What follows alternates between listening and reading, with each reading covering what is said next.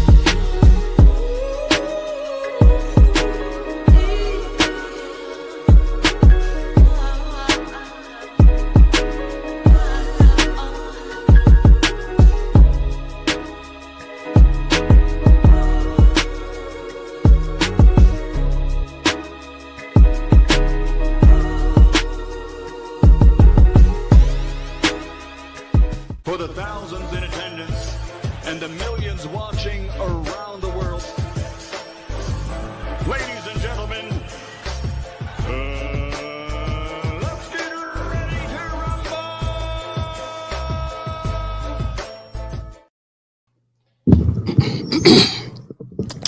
Yeah. What's up, family? It's our boy, Coach Malachi in the building. And we back. True Media Podcast. Salute to everybody, man. True Media Podcast. Let me make sure everybody can hear me. Make sure everybody can hear me. Yeah, sound like everybody can hear me. So it sound like we good. You get what I'm saying? So it is what it is, man. Shout out to everybody, man. Peace to the family. Happy Monday, Memorial Day in America. And in other countries, I don't even think it's a holiday, to be honest with you, but it is what it is. So, I'm sitting back. I was thinking about the show we did yesterday, and man, I'm not gonna lie, bro. I learned a lot from yesterday's show, cause we was learning new definitions and new terms online, like no, not online, in real time.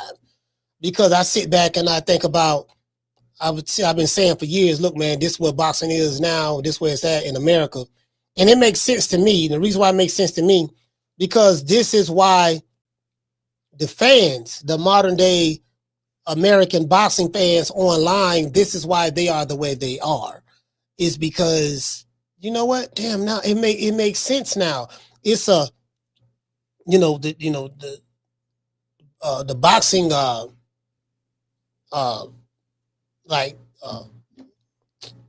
the guys who are the hardcore boxing fans, they're gone.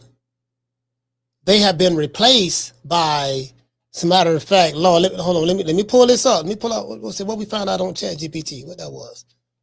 Let me pull this up. Pull up my ChatGPT, because what did I pull? Let's see. I looked it up yesterday. What it was this. Okay, I think this is it right here. Yeah, this is it right here. And we learned a lot. We learned a lot about celebrity and influencer boxing. And how does it correlate to what's going on with American boxing? Notice I don't say boxing, I say American boxing. There's a difference. And when I say that, I'm talking about from a boxing culture standpoint. And how the media ties into it. Bro, like, I learned a lot just on that yesterday. So I'm like, damn, you know what, man? You know, the celeb, like, you know, and you know what, we gonna talk about some of it today. You know what I mean? We're gonna talk about some of it today because it was so interesting. I learned so much from yesterday's show. I was like, damn, bro, like some of this stuff, like we stumbled across certain terminologies. And then when I think about, you know, I'm not a psychologist, like, you know, like Dr. Umar Johnson, but when I think about the psychology of the modern day American boxing fan, the ones that you see online, you know, yelling, screaming, talking about what they gonna do, but never do it. You know, these guys just have emotional temper tantrums, and the shit is funny as hell. And it has nothing to do with age. It's not age. It's not restricted to age, you know, because you got the old crusty niggas are the worst. The old, the young niggas is the young niggas gonna be young niggas. The YNs gonna be YNs. But it's the old crusties, and they have YouTube channels, and they are fans with cameras, and it's the old crusties, and it's a different kind of old nigga today in 2025. True. They need to make old niggas. They need to make I don't mean say it like this, but they need to make old niggas like back how they used to be. Like how the old like can we at least get that back? Let's get back to the old niggas, how old niggas used to be. These new old niggas the new, hey, shout out to Gold Rush. Gold Rush, what's going on, fam? The new old niggas, I can't do that. Yeah, I can't do that. You get what I'm saying? I can't do the old new niggas, or the new old niggas. No, I can't. Yeah, I can't. Yeah, you know what I mean? Bro, these dudes, I just gotta call a spade a spade. Gotta call a spade a spade. Y'all know me. We team for the other side. We ain't here to make no friends. You know what I mean? Y'all know me. I say fuck a nigga quick. I give $25 by the nigga feelings. I don't. True. Hell, I look like. You get what I'm saying? I ain't lonely for a conversation. Shout out to D4L. D4L, what's going on, fam? D4L. Every time I see that D4L, yeah, I bet you can't do it like me. Hey man, shout out to D4L. D4L, what's going on, fam? Anyways, man, Mr. Tomato Can in the building. Hey man, if you're new to the channel, please subscribe. If you're watching this show on a smart TV like I have on to my left, y'all make sure y'all pull up your cell phone, pull up your phone, open up the app, YouTube app, and hit the subscribe and like button. We get a lot of views from people who are not subscribed to the channel, and the reason why is because they're watching the show through on the smart TV. You get what I'm saying? So, shout out to Warren Banks. What's going on? Daniel Agnew in the building. Hey man, shout out to DT. DT, what's going on, my brother? Yeah, man, what's going on, fam? Hey man, shout out to George Evans in the building. DT in the building. Daniel Agnew, Green Eyes P, Mr. Tomato Can. Let's see, who else we got? I said D4L, old Kiefer in the building. Hey, bro, check this out. Listen, we gotta go through this. We got over 100. Let's give everybody a round of applause.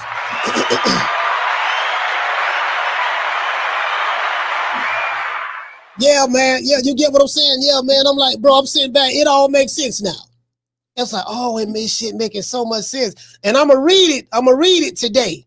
My Trey, shot cool hands. Shout out to Harvey. L, what's going on, baby boy? Jason Paulo and Christ, salute, fam. I'm gonna read some of it today, and I promise you, when I read it, you guys are gonna have an epiphany. You're gonna be like, "Oh, that shit makes so much sense, coach." So it's very important. We psychologists over here too. You get what I'm saying? So it's very important. It's very important that we understand the situation, what's going on. We psychologists now. We got to break this down like a 57 Chevy. We got to do that. You get what I'm saying? We got to do that. Just want to throw that out there. Like this is like for me, it's boxing. For me, this is boxing, right?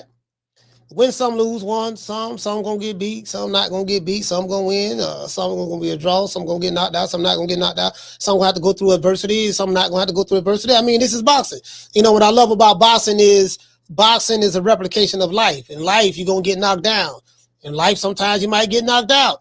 In life, sometimes you may get hurt. In life, sometimes it may be smooth sailing. It may be a point where, man, shit going so good. I can't complain, man. When I talk to my homeboy, Sidney DeLoach, shout out to my dog, Sidney DeLoach. When I talk to Sid Vicious, I say, Sid, what's up with your boy? He said, man, I can't call it. No, my homeboy Cabo say, I say, Bo, what's up, boy? He said, man, I can't call it. And then when I talk to my homeboy Sid, I say, Sid, what's up with your fam? He said, man, I can't complain.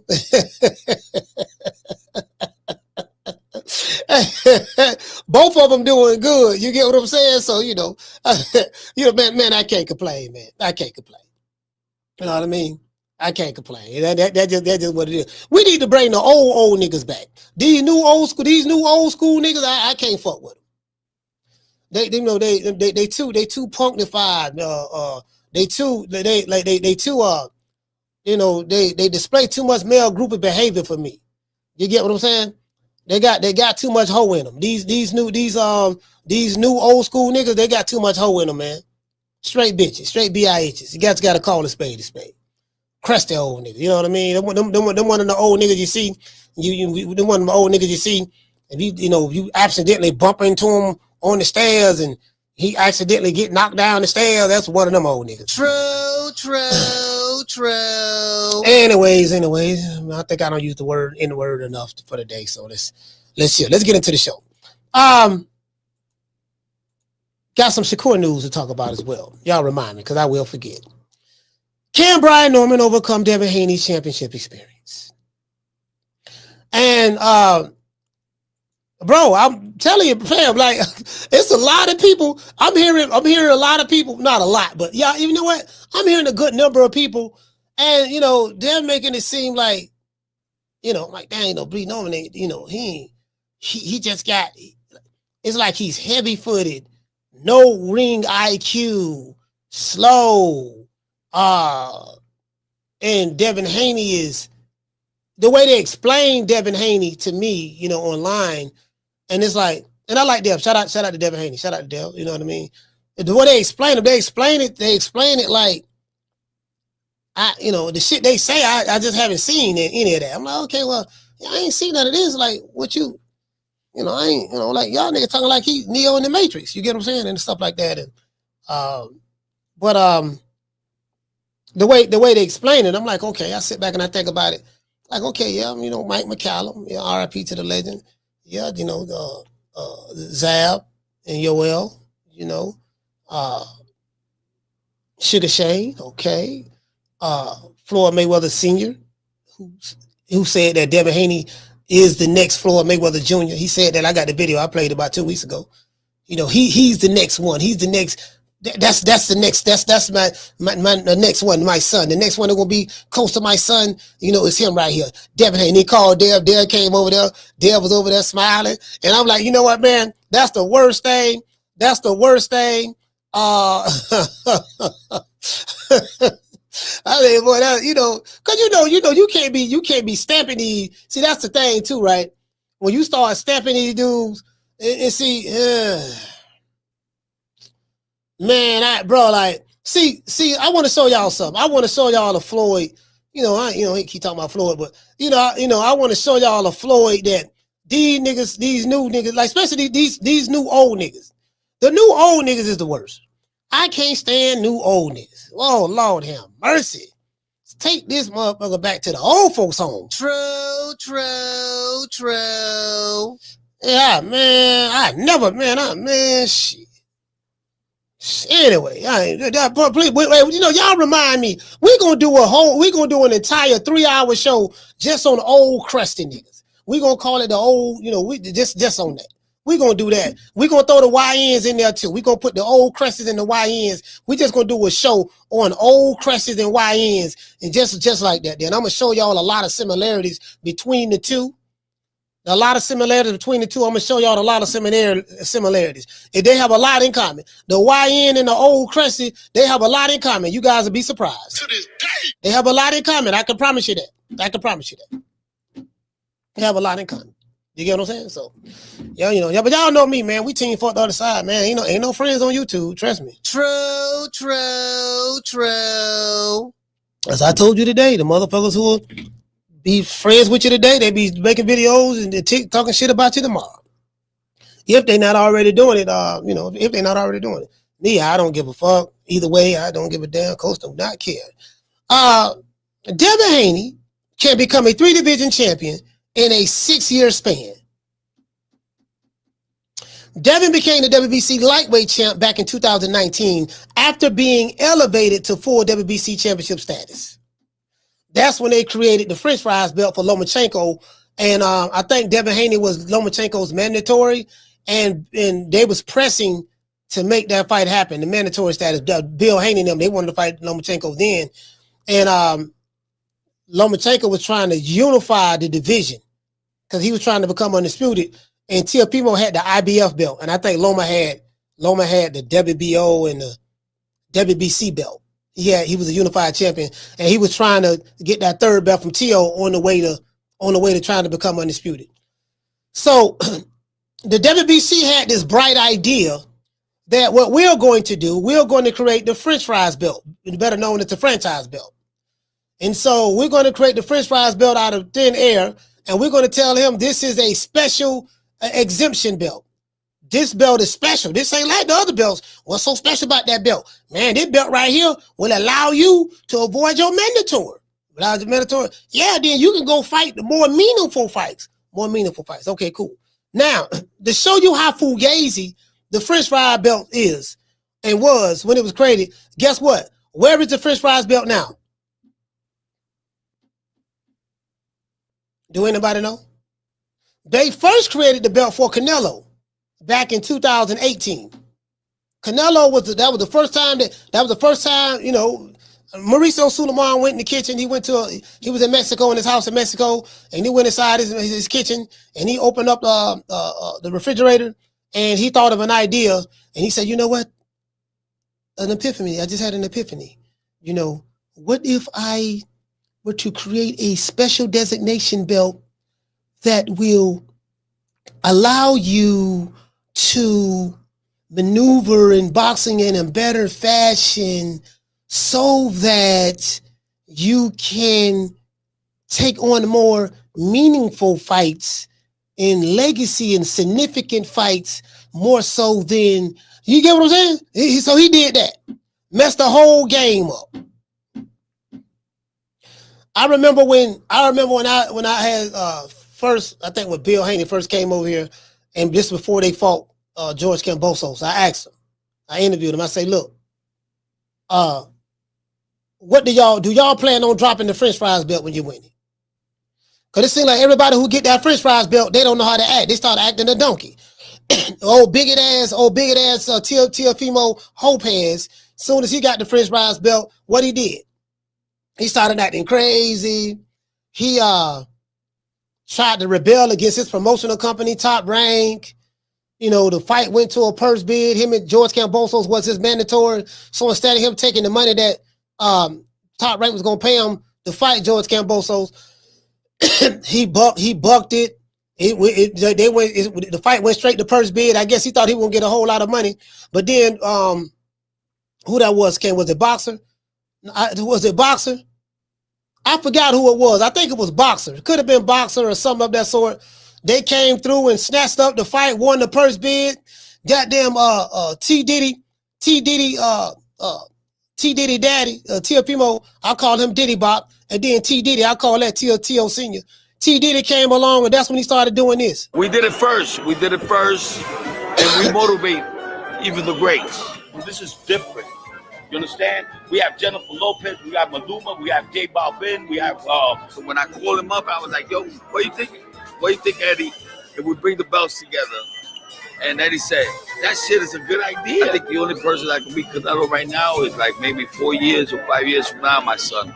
You know, like Triple G and Canelo and all these guys, they're bums, bro. They're bums. Well, once Teofimo became undisputed, look how many champions we got that's undisputed now.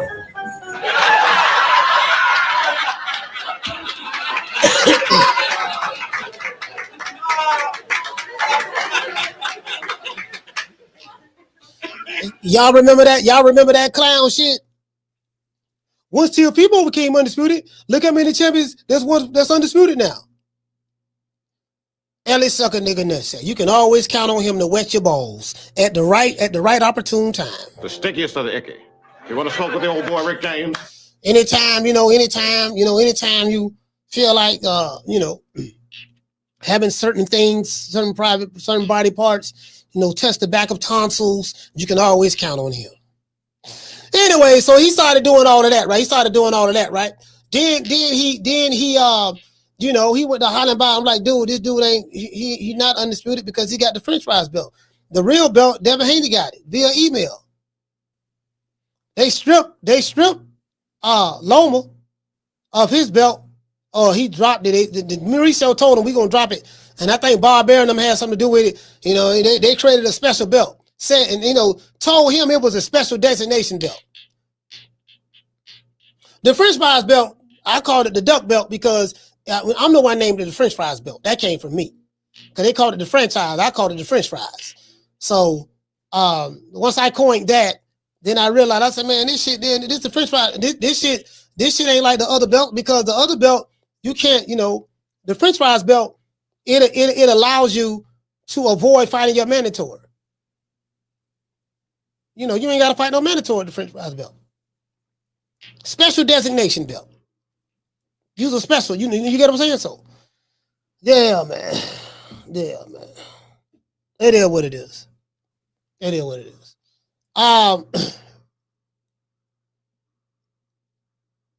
So it did that. It did that, right? So T.O. lost. I forgot what that was. And no, that wasn't Boxer. That was Triller. That's what it was, Triller. It was Triller. Yeah, Triller. It was Triller. Well, T.O. went all around the world. Bro, they were making videos, dancing. They was doing the body shot challenge. T.O. had a dude, like a real big bodybuilder, big white dude, that he allowed him to hit him in the abs as hard as he can on camera. He just went acting crazy. Dude hit him in the stomach. Damn near killed him. He tried to smile in front of the camera, but he was hurt. I saw that. You could tell he was hurt. This motherfucker hurt, boy. You know what I mean? Should have, because I think the dude who punched him was like 6'4", about damn near 300 pounds. It was a big white dude. This dude was bigger than the motherfucker, pal. It was huge. You get what I'm saying? So it is what it is. He went doing that, right? So when Devin beat George Kambosos, because I asked Bill, I said, man, what y'all gonna do with the French fries belt, man? He said, I can promise you, we would not maintain the French fries belt. If once we win it, we're dropping it, because we got the real belt. And guess what? I thank Devin Haney for that, because that's what he did. As soon as he got that French fries belt, he dropped it. And you get what I'm saying? Because you don't need the French fries belt to become undisputed. Everybody know that. Well, I can't say everybody know that. These new boxing fans today, they don't, these motherfuckers make the rules up as they go along. So I can't say everybody know it, but everybody who know boxing, who's into the sport, know that you can't, like, you can have the French fries belt, and that shit don't count for nothing. You need the WBC, the main title, the WBC, WBA, WBO, IBF, to become undisputed in the 4-belt era. The special designation belt doesn't help you. You get what I'm saying? That's all I'm saying. The French fries, right? They created it for Canelo first. That's how Jamal Charlo became the WBC middleweight champion via email. That's how he became the champion. He was the WBC mandatory for Canelo, and then Canelo wanted to go into a fight, I guess, with Triple G. And what they did was they created a belt for him in 2018, elevated it, said that it was a special destination belt, and it allowed him to pretty much avoid or duck, however you want to say, Jamal Charlo. And then what they did for Jamal Charlo said, we're going to elevate you and make you the full champion, because he was the WBC interim champion. So it was, it was just all kind of that going on, and like the politics of boxing with these sanctioning bodies and promotional companies and stuff like that. So people are already confused because there's a lot of belts already. You got many different variations of the same belt, right? So people are already confused, and then you add that, add salt to the wound by we're gonna create another belt on top of all the other belts we have. But guess what? We haven't heard nothing about the French fries belt since.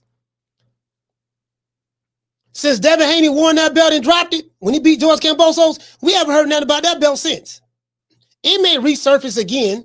Mauricio may let it resurface again somehow. But we haven't heard nothing from it in the middleweight division or the lightweight division. Because it was accredited in the middleweight division first in 2018. You get what I'm saying? So we haven't heard nothing. We haven't heard nothing since. I don't know what happened to the French fries belt in the middleweight division. What happened to that? You know what I mean? It went the way of the dinosaurs, right? But as I said before, you know, Devin Haney can become a 3-division champion in a 6-year span. Devin became the WBC Lightweight champ back in 2019 after being elevated to the WBC Championship status. Since then, Devin has either defended his titles or fought for titles, right? Now Devin Haney has his sights on the WBO strap and currently WBO champion Brian Norman Jr., welterweight strap. Back in 2019, when Haney first became a champion, Brian Norman Jr. was still a prospect. Fast forward to 2025, on paper, Brian Norman Jr. is facing his most formidable fighter yet in Devin the Dream Haney, better known as Debo Dev. To this day. Better known as Debo Dev. Niggas tuck their chain when Debo step in the building. Facts.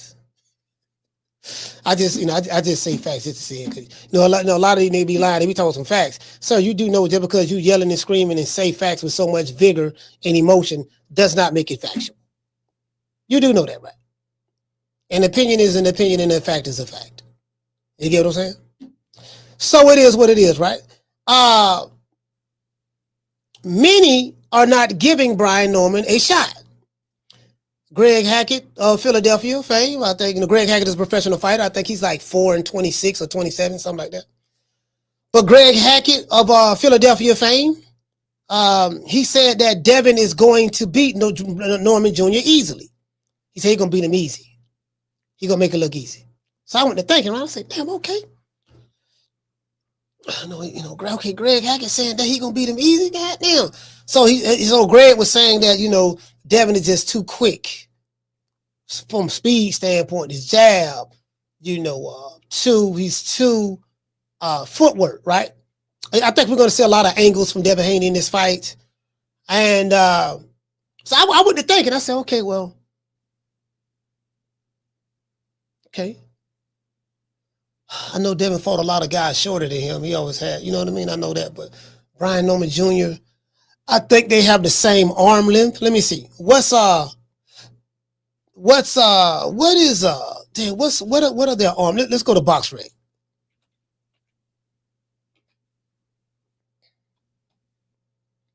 I know Bill said that Devin is big. Yeah, you see how much bigger Devin is over him? And I'm like, yeah, I don't see bigger. Like, you might be an inch taller. I don't know. I can't even, let me see. Let's see. Let me see. I'm trying to see their arm length. Okay, Devin has a 71-inch arm reach. Brian Norman Jr. has a 72-inch arm reach. Okay. Brian Norman has a 72-inch arm reach. Devin has a 71-inch arm reach. And it says Devin is 5'9" and Brian Norman is 5'8", 175 centimeters. Okay. Okay. All right. So, yeah, I don't. So outside of the height, which the arm reaches, Devin is taller by an inch, but he has his arm reach is shorter by an inch. So,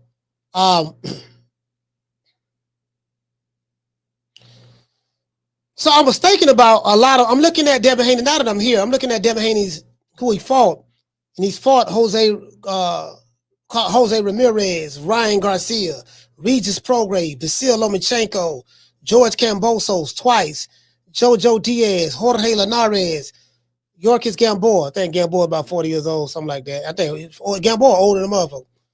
He old because I remember when Crawford fought him. Crawford knocked him out. He caught Bud with a good one too. Bud knocked him out, hurt, going backwards. But Alfred Santiago, Zaul Abdalev. Now Zaul Abdalev, he's been on a winning streak. He's been on a winning streak since Devin Haney knocked him out. That wasn't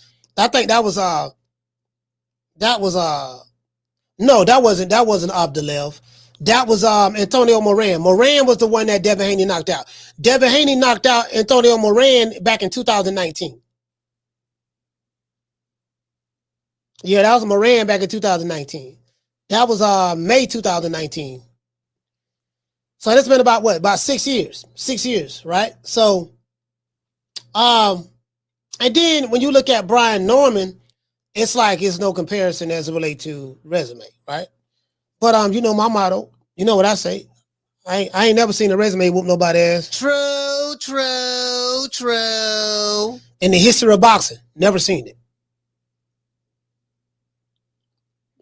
Where I come from, it's the oldest, you know, the hungriest dog gonna get the steak. And so, you know, you don't know what you don't know until you know it. So we'll see how that works out. Now, as I said before, I've been hearing a lot about Brian Norman Jr. don't stand a chance. And understandably so, based on what I've read, Devin Haney's resume and stuff like that, you know, I definitely get it, you know. But I'm not gonna lie, I thought Ryan Garcia didn't stand a chance against Devin Haney until I was there. I saw what happened in that fight. Ryan Garcia definitely did cheat. He's a drug cheat. Those are the facts. And he cheated the system. He did do that. But I was very surprised at how easy Devin Haney was able to be hit with the left hook. I think the 3 rounds he got dropped. Because I think I gave Ryan Garcia 4 rounds that fight. 4 rounds. I gave him 4 rounds that fight. I gave him the first round when he hurt Devin Haney, but 20 seconds into the fight with the Osterring field left hook. Got to throw that in there. The Osterring field left hook, right? And then I think the other 2 rounds, he dropped Devin Haney.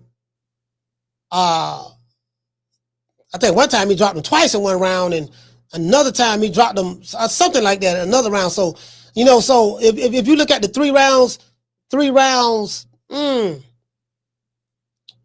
if you give Ryan 3, you give him the first one. The second one is the second time when he knocked Devin Haney down. That's a 10-8 round. And then another time, I think he knocked him down twice.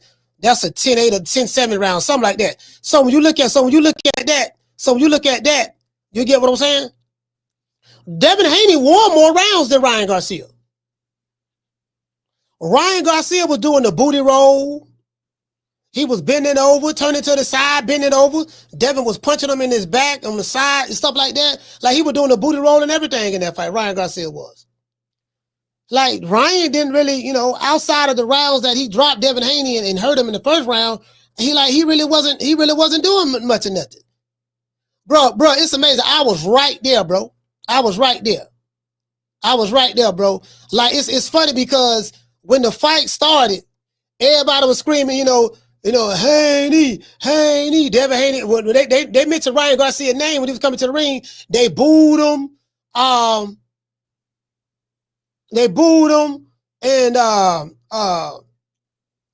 then they cheered Devin Haney. Devin Haney was down there with the entire LDBC. Bro, I ain't know that LDBC. I went downstairs and I saw 7-8. I was down at the table where the media was at, and I saw he got press credentials. So, you know, so it was funny. It was funny to me, right? I say, Dad, it was. I say, Dad, that man had all the buzzers. He had all the buzzers with him. I should have known something, though. Hey, bro, check this out. Hey, if you ever saw the Flintstones, right? The Flintstones, y'all look up the Flintstones. The Flintstones had a character called Slet Rock. Slet Rock was he was just bad luck, dog. Like, everywhere he go, wowzers me. You know, I can't get any luck. I don't know why things keep happening. And he's wearing all black. You can't see his eyes. He got a hat pulled over his eyes. He just looked dirty and bummy, right? And when he walked, it's a black storm cloud just following him. You get what I'm saying? And I said, oh, God damn. Oh, God damn. But this the sage. You get what I'm saying? I was like, man, bro, man, fam, you get what I'm saying? I ain't superstitious, but I'm not superstitious. I'm not superstitious, but damn, I don't know. You sure about this, fam? Yeah, man. God, I don't know. These old buzzard ass niggas, these niggas buzzard than a motherfucker, man. You sure about these buzzard ass niggas? Man, don't worry about it, dog. I'm trying to tell. All right, man. I'm trying to tell you now. True. Hey, the crazy part about I warned Bill though. I warned Bill. He ain't listen to me though. I warned Bill. He ain't listen. He ain't listen at all. I told him, I was like, man, Bill, I don't know about that, man. Oh, brother, I think Bill gave me the brother man talk. He said, yeah, brother, brother, we can see, brother, what it is, brother. We got more in common than not in common, brother. We saying the same thing, and we can just come together. You know what I mean? If we can come together, you get what I'm saying? Bill gave me the come together talk. I was like, all right, yeah. Anyways. Now I was looking at something. Brendan Taylor of True School Sports TV. Shout out to my main man Brendan, man, over there on True School Sports. Shout out to Brendan, man. Brendan, salute to you, fam. Brendan of True School Sports. He revealed on Twitter. I still call it Twitter. I know it's X, but Elon, it's still Twitter to me. You get what I'm saying? So don't nobody say we want to re-X something. They said we want to retweet it. Did you retweet it? We still saying retweet. We don't say re-X. We say retweet. It is what it is. Anyways, hey, shout out to Major Key. Major Key, what's going on, baby boy? What's going on, fam? Brendan Taylor of True School Sports, he revealed that if Devin Haney beats Brian Norman Jr., Devin will become the 10th fighter in history. Probably, it might be 11 or 12, I'm not sure, but this what Brendan said, 10th fighter in history to become a welterweight champion after being a lightweight champion. You get what I'm saying? And the names that he found, Pernell Whitaker, my guy. I got Sweet Pea. Damn, I got Sweet Pea over there. I had him on the wall right there. Yeah, Pernell Whitaker, Barney Ross, yes sir, bad boy. Floyd Mayweather, Jr. that is. Manny Pacquiao, the Pac-Man. Roberto Duran, my guy, hands of stone. Sugar Ray Leonard, my guy, ain't that like sugar. You know what I mean? Sugar Shane Mosley. So we got 2 sugars on this list. Terrence Boyd Crawford, the boy from Omaha, Nebraska. Oscar De La Hoya, fishnets and cocaine and high heels. And Henry Armstrong. So that's a good list to be on. So Devin can say, he's fighting for, this is a legacy fight for me as well, because he wants to be added to this list. And Devin Haney do care about legacy. So does Brian Norman as well. So my question is this. Can Brian Norman Jr. overcome Debo Dev's wealth of training and championship experience? Now, we ain't got to go through the training no more. I told y'all know who he don't train with. He trained with Mike McCallum. R.I.P. to the living legend. He's gone, but he's still alive to me. R.I.P. to you, Mike. He's trained with Sugar Shane Mosley, even though we ain't seen no Sugar or Mike McCallum. I will say this. Mike McCallum's one of my favorite boxers of all time. And I don't watch quite a few Devin Haney fights. I haven't seen any resemblance of what he learned from Mike McCallum. Because Devin don't fight like Mike, right? We saw the training. He trained with Sugar last fight. Sugar Shane. We didn't see any of that when he fought Jose Ramirez. So we're going to put that to the side. Yoel Judah, Zab's father. You get what I'm saying? I'm really trying to see what I see, what do I see in that, but I don't really see much of Zab in Dev like that. I got to go back and look to see. But I definitely see Floyd Mayweather Jr. True. I most definitely see Floyd Mayweather Sr. and Jr. Senior for the defense and how to shoot the right hand and the jab, right? Floyd Mayweather Jr., I think Devin is have more of the posture, more so than because he imitates Floyd Mayweather Jr.'s style. You know, he imitates it a lot. So, and understandably so. You know, Floyd Mayweather Sr. crowned Devin Haney as the next Floyd Mayweather. You get what I'm saying? And so I do get that. So I see more of that in his style, Floyd. I see more of that in his style. Hey, shout out to Amaro. Amaro, what's going on, fam? Hey, what you say? He say Leonard never won a title at 135. You're right about that. That is true. Ray Leonard never won a title at 135. You're right about that. You're right about that. But that's who Brandon had on the list. I didn't fact check it, but you're right about that. Ray Leonard, I just thought about that. Ray Leonard never won a title at 135. You're right. Those are the facts. True.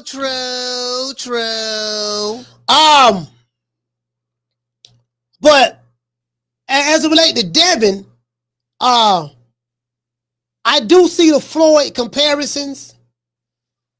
Now, I don't see Pretty Boy Floyd. I see more Money Mayweather style. That's more his father. Pretty Boy Floyd was more Roger Mayweather. Did you get what I'm saying? That was more Roger Mayweather. Pretty Boy, the Black Mamba. The Black Mamba was an offensive, juggernaut. You know what I mean? They called him the Mexican assassin until he ran up on Julio Cesar Chavez. True. He ran up on Julio Cesar Chavez. Hey, he say, man, I R.I.P. to Roger Mayweather, man. I'll watch an old interview of Roger Mayweather. They were asking about Chavez. He said, man, I hit that motherfucker with everything, man. He got a hard ass head. He got a hard head. I hit him with everything. You get what I'm saying? And he said I hit him with everything, man.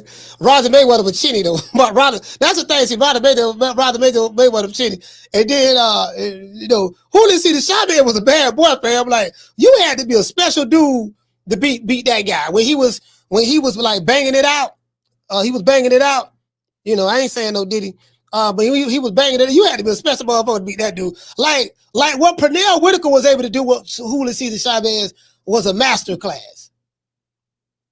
And he did such a hell of a job against Julio Cesar Chavez that Don King was like, look, man, we can't justify Chavez winning but we just got to make it a draw. We got to make it a draw somehow. And they made it a draw. He turned Chavez so much in that fight. The footwork. Pernell Whitaker, when it came to step around the weak side, bro, that weak side defense, that weak side step around, bro, the only person I seen in this modern era that, bro, when you talking about stepping around the weak side, the outside of the lead hand, effortlessly, James Toney was good at it, but Pernell was a mother. Man, the way Pernell did it was so smooth. Now, the only person I've seen in this era do it good like that, or damn near just as good, is Vasil Lomachenko. True. Lomachenko was great stepping around the weak side. Great. Very light on his feet. You get what I'm saying? Feint game crazy. I'm going to tell you another fighter. One of my favorite fighters, Chocolatito. Chocolatito got great footwork in that pocket. Bam Rodriguez, Bam, let me tell you something. Bam in this era that's boxing right now, bro, Bam have great pocket awareness when he's in the pocket. He has great vision, and his step around and pivots the way he can step and turn you, you get what I'm saying? He attacked different angles in the pocket. Bam attacked the angles. Chocolatito was the same way. I'm talking about he was in his prime, attacked the angles. Like, dude, like I be looking at, see, that's what I be looking at. I be looking at stuff like that. I be listen. You had to be a special fighter. You know, sometimes it just takes special fighters to be hell of a motherfucker. Roger Mayweather couldn't do it, but Pernell definitely did it. I don't give a damn what nobody say. Shout out to Attorney Bailey. Hey, okay. Dropping that $2 super chat. He said, notice you said stepping. Pernell was special. Yeah. Yeah, you gotta be a special fighter. See, when you got two elite fighters fighting each other, you have to be a special fighter to beat an elite fighter, to be another elite fighter. Or let's say you in a fight to where, you know, you get what I'm saying? People kind of like, you know, they ain't not really sure and stuff like that. You just gotta be, some motherfuckers just special fighters. Special fighters come rare. And a lot of times, the fighter that's special, motherfuckers don't even realize he's special until after he retire. Like they may, I'm saying when there's an overall consensus. The overall consensus to be after he retired, they be like, man, motherfucker be sitting back reflecting, man, that was a bad motherfucker. Like people sit back and like a lot of people didn't like you had a good group of people who didn't like Floyd Mayweather. But then now some of them same people, they'll sit back and they'll always reference Floyd because that's who they grew up watching. And they'll be like, then they'll sit back and reflect on how special he was as a fighter. Now that listen, Pretty Boy Floyd, that's the Floyd. That's the era of me and my partners. Pretty Boy Floyd, that dude right there. Too fast, too quick. Reflexes just, when you have reflexes like he had, Pretty Boy Floyd had, that's just God-given ability. That's just something that you just born with. You can't teach that. You can't teach that. Something that you was born with a God-given gift to have, that's something that nobody can teach. Like, man, this motherfucker, he just got it naturally. Some people have to develop it over time through a lot of training and over the years of perfecting something. And then some people just born with it. Did you get what I'm saying? Walker Smith was born with it. Sugar Ray Robinson. Walker Smith Jr. Sugar Ray Robinson. Nicolino Loche was born with it. Henry Armstrong, Willie Pelt was born with it. Archie Moore, the Mongoose, was born with it. Shit, he fought goddamn Rocky Marciano, dropped him too. They dropped him and everything. And guess what? Archie Moore was blackballed in boxing. Couldn't get a shot at the title for nothing in the world. You know what I mean? The man, listen, the man was 75. The man was 75 when he fought Rocky. True. Hey, what to say, Major Key? Man was 75.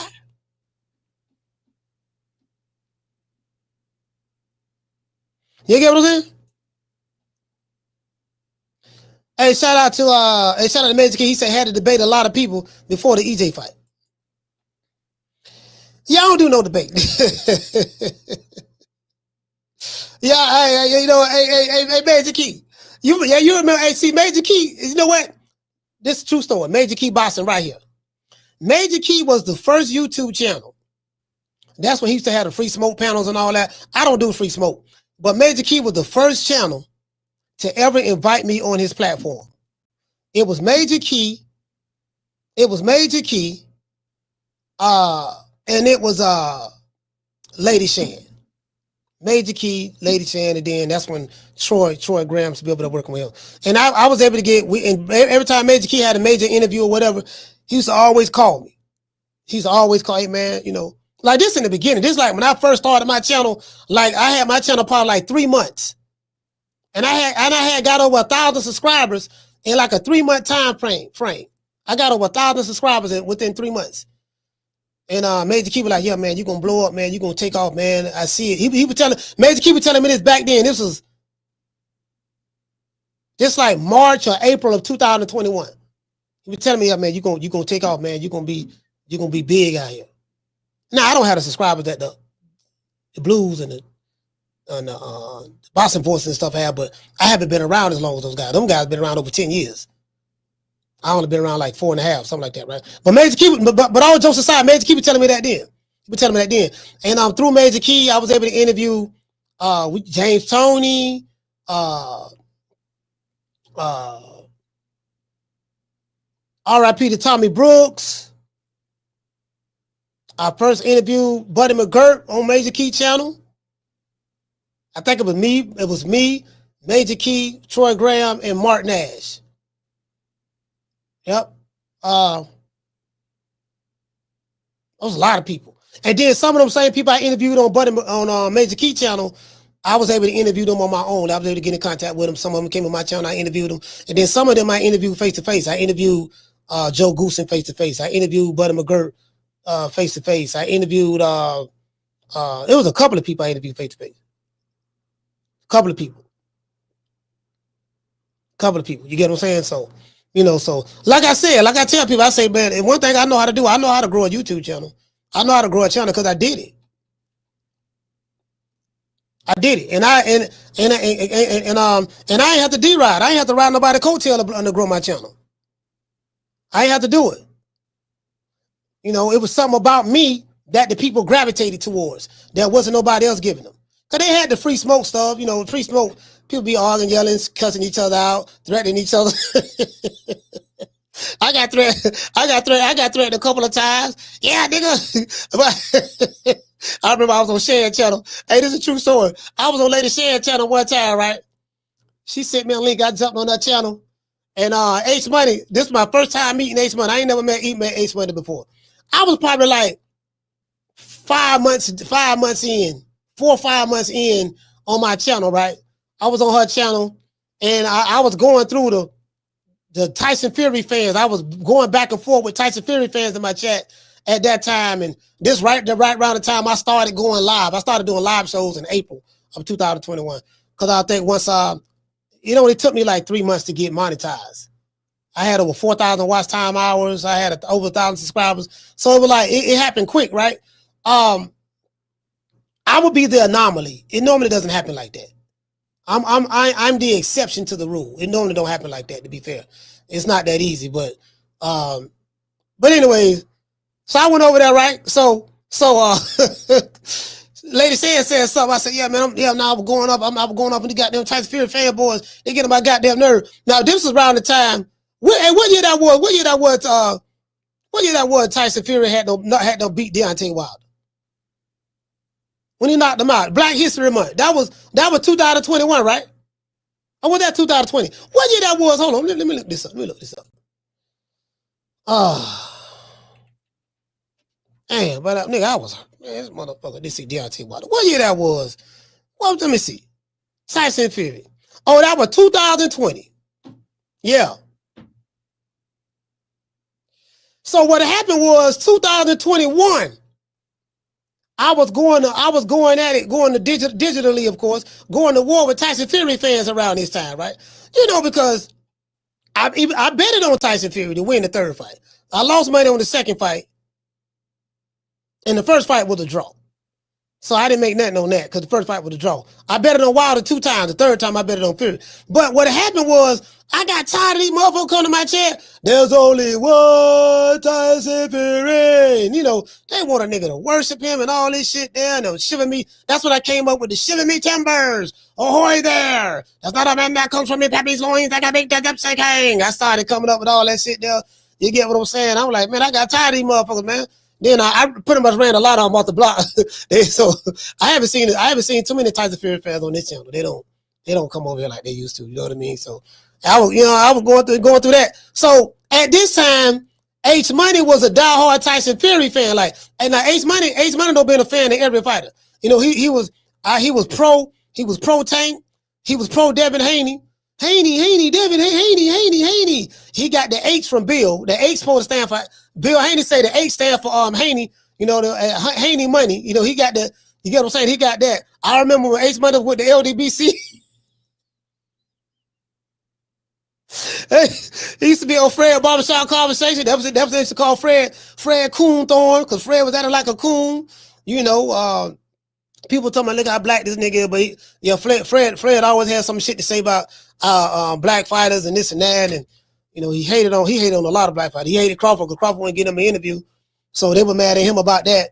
It was crazy around that time. It was crazy around that time. I got some videos because I was gonna roast H Money. I swear to God, I was gonna roast H Money so bad because I'm good. I'm good at roasting. I pulled up a bunch of receipts. I got a bunch of receipts that I still have right now.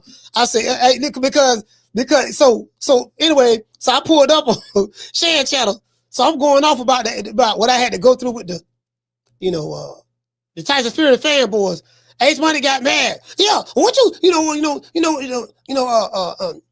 if you don't like Tyson Fury, he said, if you don't like Tyson Fury, you know what I mean? Then who you calling the fanboy? And this and that, who you calling the fanboy? You's a bitch.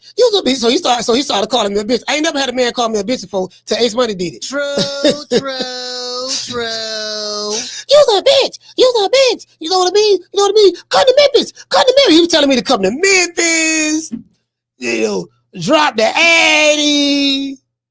He had his little brother behind him. His little brother, he say, I got shooters, homie. So he say he got shooters. You know what I mean? His little brother got his arm around his face like this here, waving his hand like that.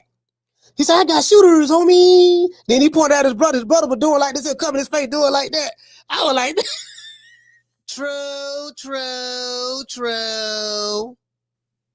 I don't got out of character. I got out of character. I'm getting mad. Nigga, what you talking about? Nigga, I'll come to Memphis right now. Nigga, fuck me. I'm sitting up there talking about F Memphis. This and now put it up right now. Nigga, this the home of Young Dolph. This before Young Dolph got killed. This the home of Young Dolph. This Young Dolph territory. He's sitting there talking about this Young Dolph territory. I'm sitting there.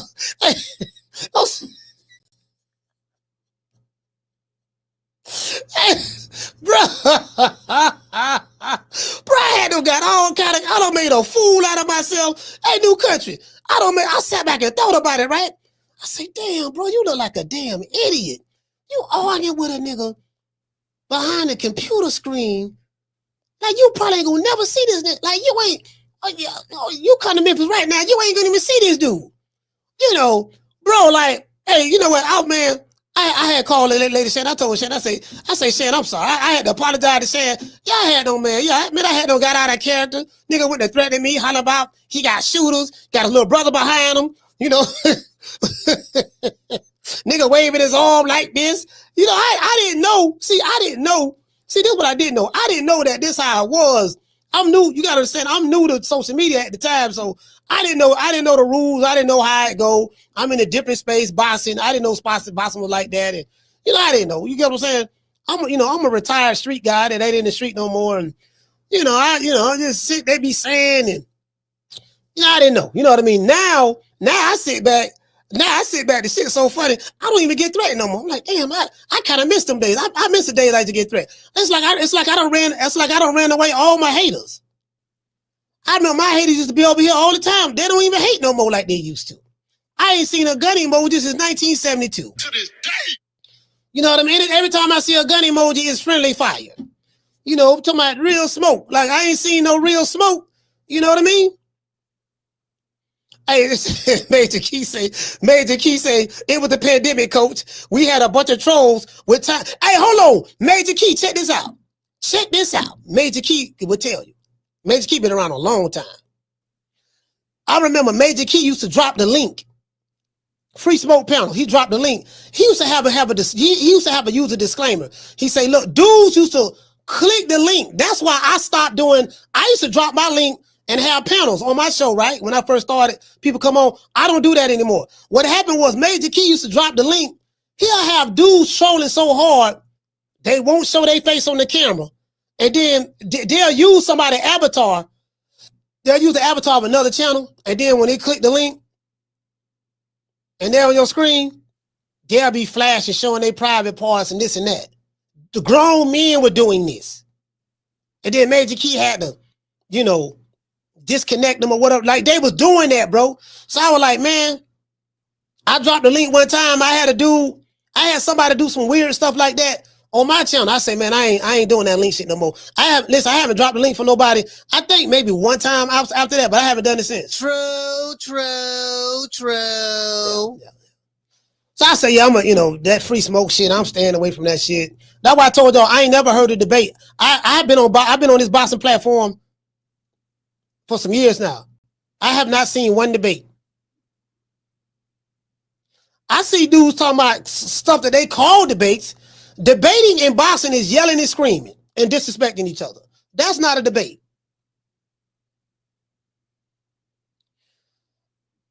The rules in boxing, we gonna yell, we gonna scream to get our point across, no matter how wrong we is. If you don't agree with me, I'ma threaten you, I'ma curse you out. There's no moderator. The person who owns the channel, they can't control their channel, really. There's really no moderation or whatever. It's like, nah, this just a bunch of niggas yelling and screaming. To this day. That's not a debate. Threatening each other, ain't nobody gonna do nothing to nobody. Ain't nobody gonna hurt nobody, and listen, he's scared, and he glad he's scared. One nigga scared, and the other nigga glad the other nigga scared. That's all. That's it. You ain't gonna see him nowhere. I go to different cities, be in different fights. I don't see none of that. You ain't gonna see him nowhere. Like, man, half of these dudes, you don't even know what they look like. They so scary, they won't even show their face. And then the channels that be threatening you, you don't see them nowhere. They don't be nowhere. And then the ones that do be somewhere, you get what I'm saying? They gonna make sure they gonna make sure they be, they ain't doing that to nobody. Yeah, Major Key, man. Yeah, that's my dog there, Major Key. Yeah. Niggas always screaming facts too. Facts. Bro, check this out. Motherfuckers in boxing online, they be so loud and so wrong. You do know just because you loud, that still make you still wrong. You do know that, right? Nigga tell a bold-faced lie, make some shit up. Shout out to Herb. Herb, what's going on? Tell a bold-faced lie, make some shit up. And then end the sentence with facts. Facts.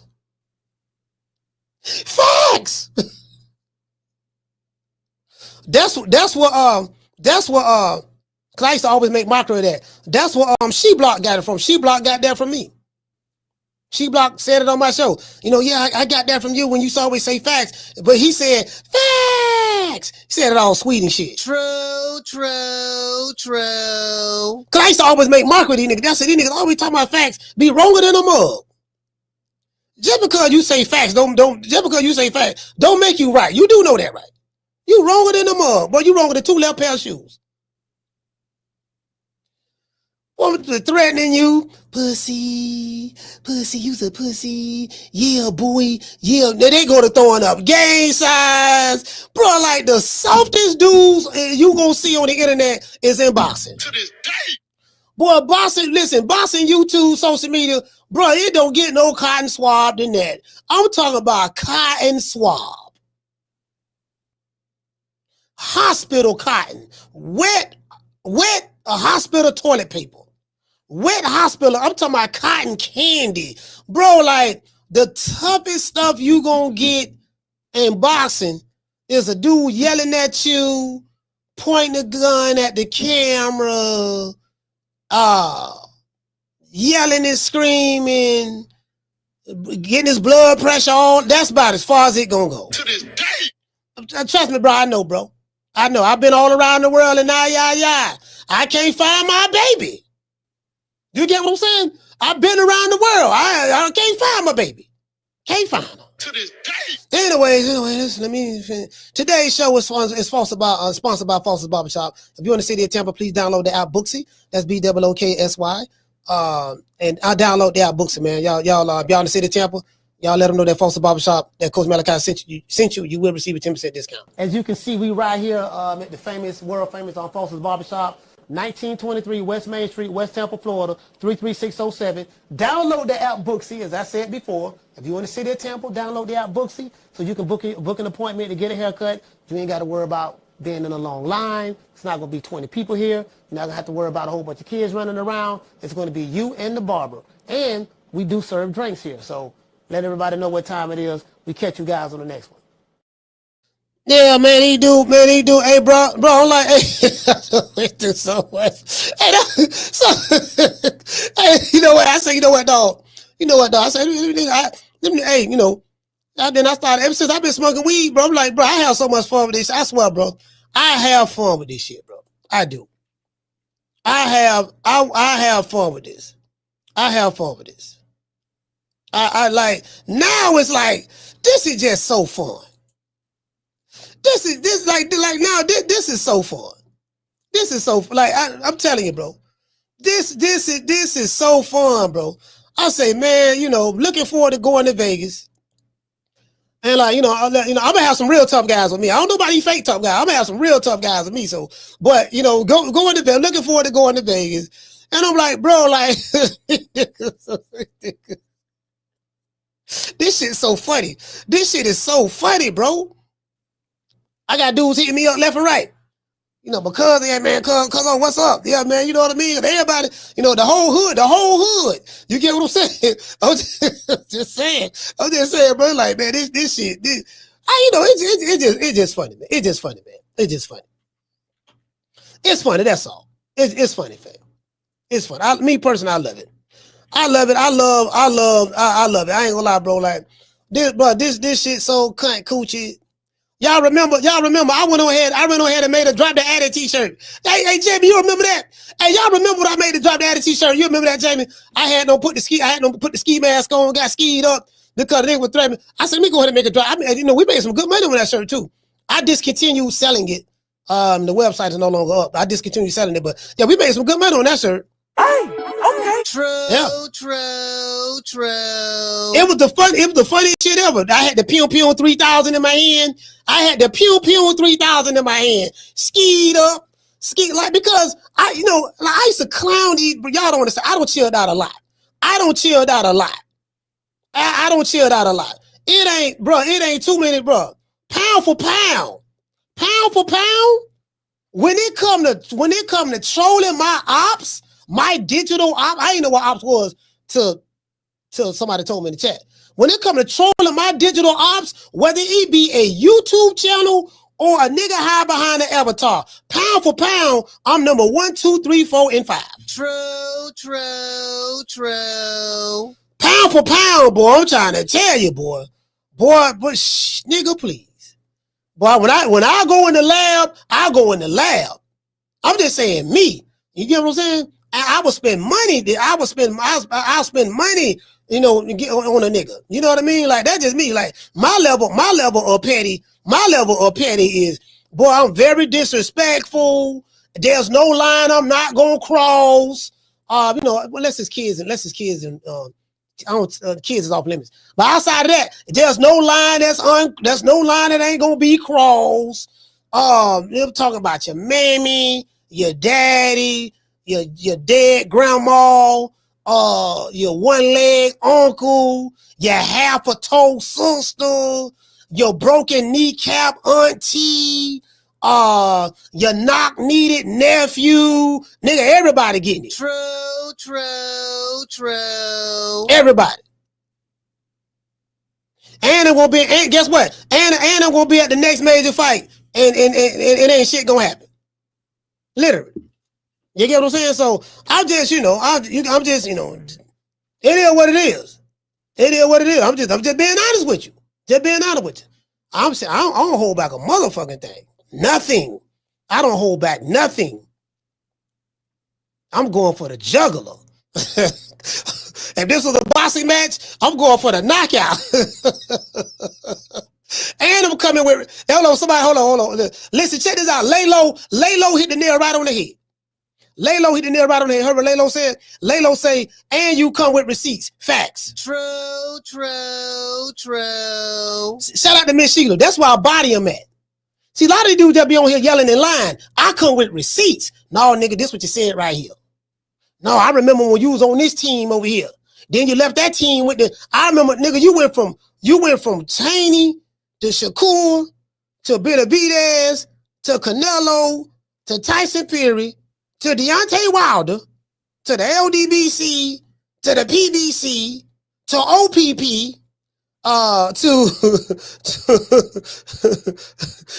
RESPECT, to, you get what I'm saying? Like, nah, dog, you got digital fingerprints out here, fam. We seen you. You don't threaten about 25 dudes. Guess how, you don't threaten 25 people. Guess how many people you done something to? 0. None. Nobody. Zilch. The safest space. Now, them rap niggas, let me tell you something now. Them rap niggas, that rap shit, that's something totally different. The rap niggas, they doing that shit for real. But in boxing, this shit right here. Yeah. I mean, this shit coochie, man. This shit cool. This shit cutting coochie here, man. Cutting coochie. Don't get no softer than this shit. It is what it is. But anyways, before we get into the show, we got to say all praises due. Matter of fact, we ain't going to say all praises due to Al Haney. Let's give a shout out to the face of boxing. Hey. Yeah. Oh, that look good.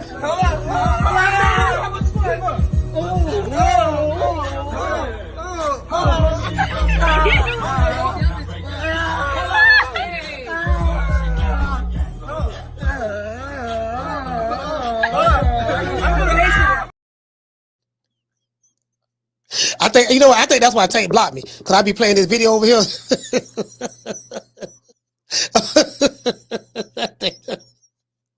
Bro, because I ain't never tweeted this nigga or nothing. You get what I'm saying? Never. There's nothing out there that I can think of that I ever tweeted Tank. You know what I mean? Him or any of these guys, right? And I just pulled up his account one day on the show, and it says Gervonta Davis has you blocked. And I'm like, damn, what did I do? Listen, I'm really a nice guy. I'm a nice guy. I really am. You know what I'm saying? I really am a nice guy. Once you get to know me, I promise you, I really am a nice guy. It just said, I just ain't finna take no shit, dog. I ain't gonna take no shit. I always been like this, fam. My mama like this. My daddy like this. My brother was kind of laid back, but my aunties like this, my cousins like this, like my uncles, they like it's running the family, dog. It's running the family. The women in my family, they don't take no shit. The men in my family, they don't take no shit. That just like we just got don't take no shit running in our blood. True. When I went to the doctor and I wanted to find out my blood type, they took my blood to find out my blood type. I didn't get I didn't get A positive or A negative or B negative or B positive or O or blood type O negative or O positive. You know what I got? You know what I mean? My blood type was the don't take no shit. True.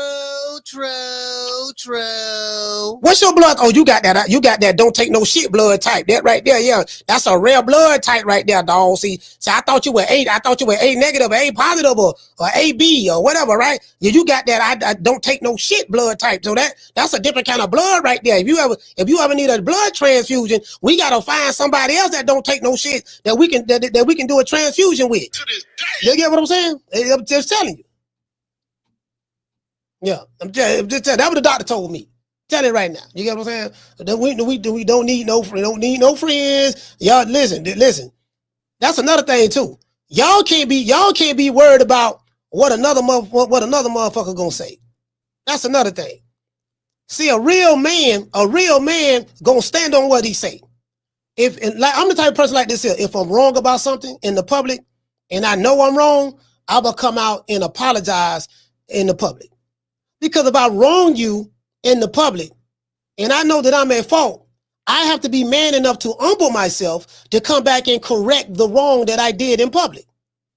I can't wrong you in public, but then apologize to you behind closed doors on the phone. Yeah, dog, I'm sorry about that, dog. I was tripping, dog. You know what I mean? I know I went on for you for about 12 hours, dog. Talked about your mammy and all that there, dog. I ain't know your mama. I ain't know your mama, I ain't know she had arthritis in a baby toe. I ain't know she wasn't here no more. I'm sorry about that. My mom ain't here no more neither. She passed away in 99, but that's neither here nor there. I ain't no dog. Apologize. Like, I'm gonna come online and say, you know what, man, I was wrong. I went off on such and such. I was in the error. I was wrong right there. But boy, if I'm right, and I'm mostly right. I'm very seldom wrong, but I'm mostly right.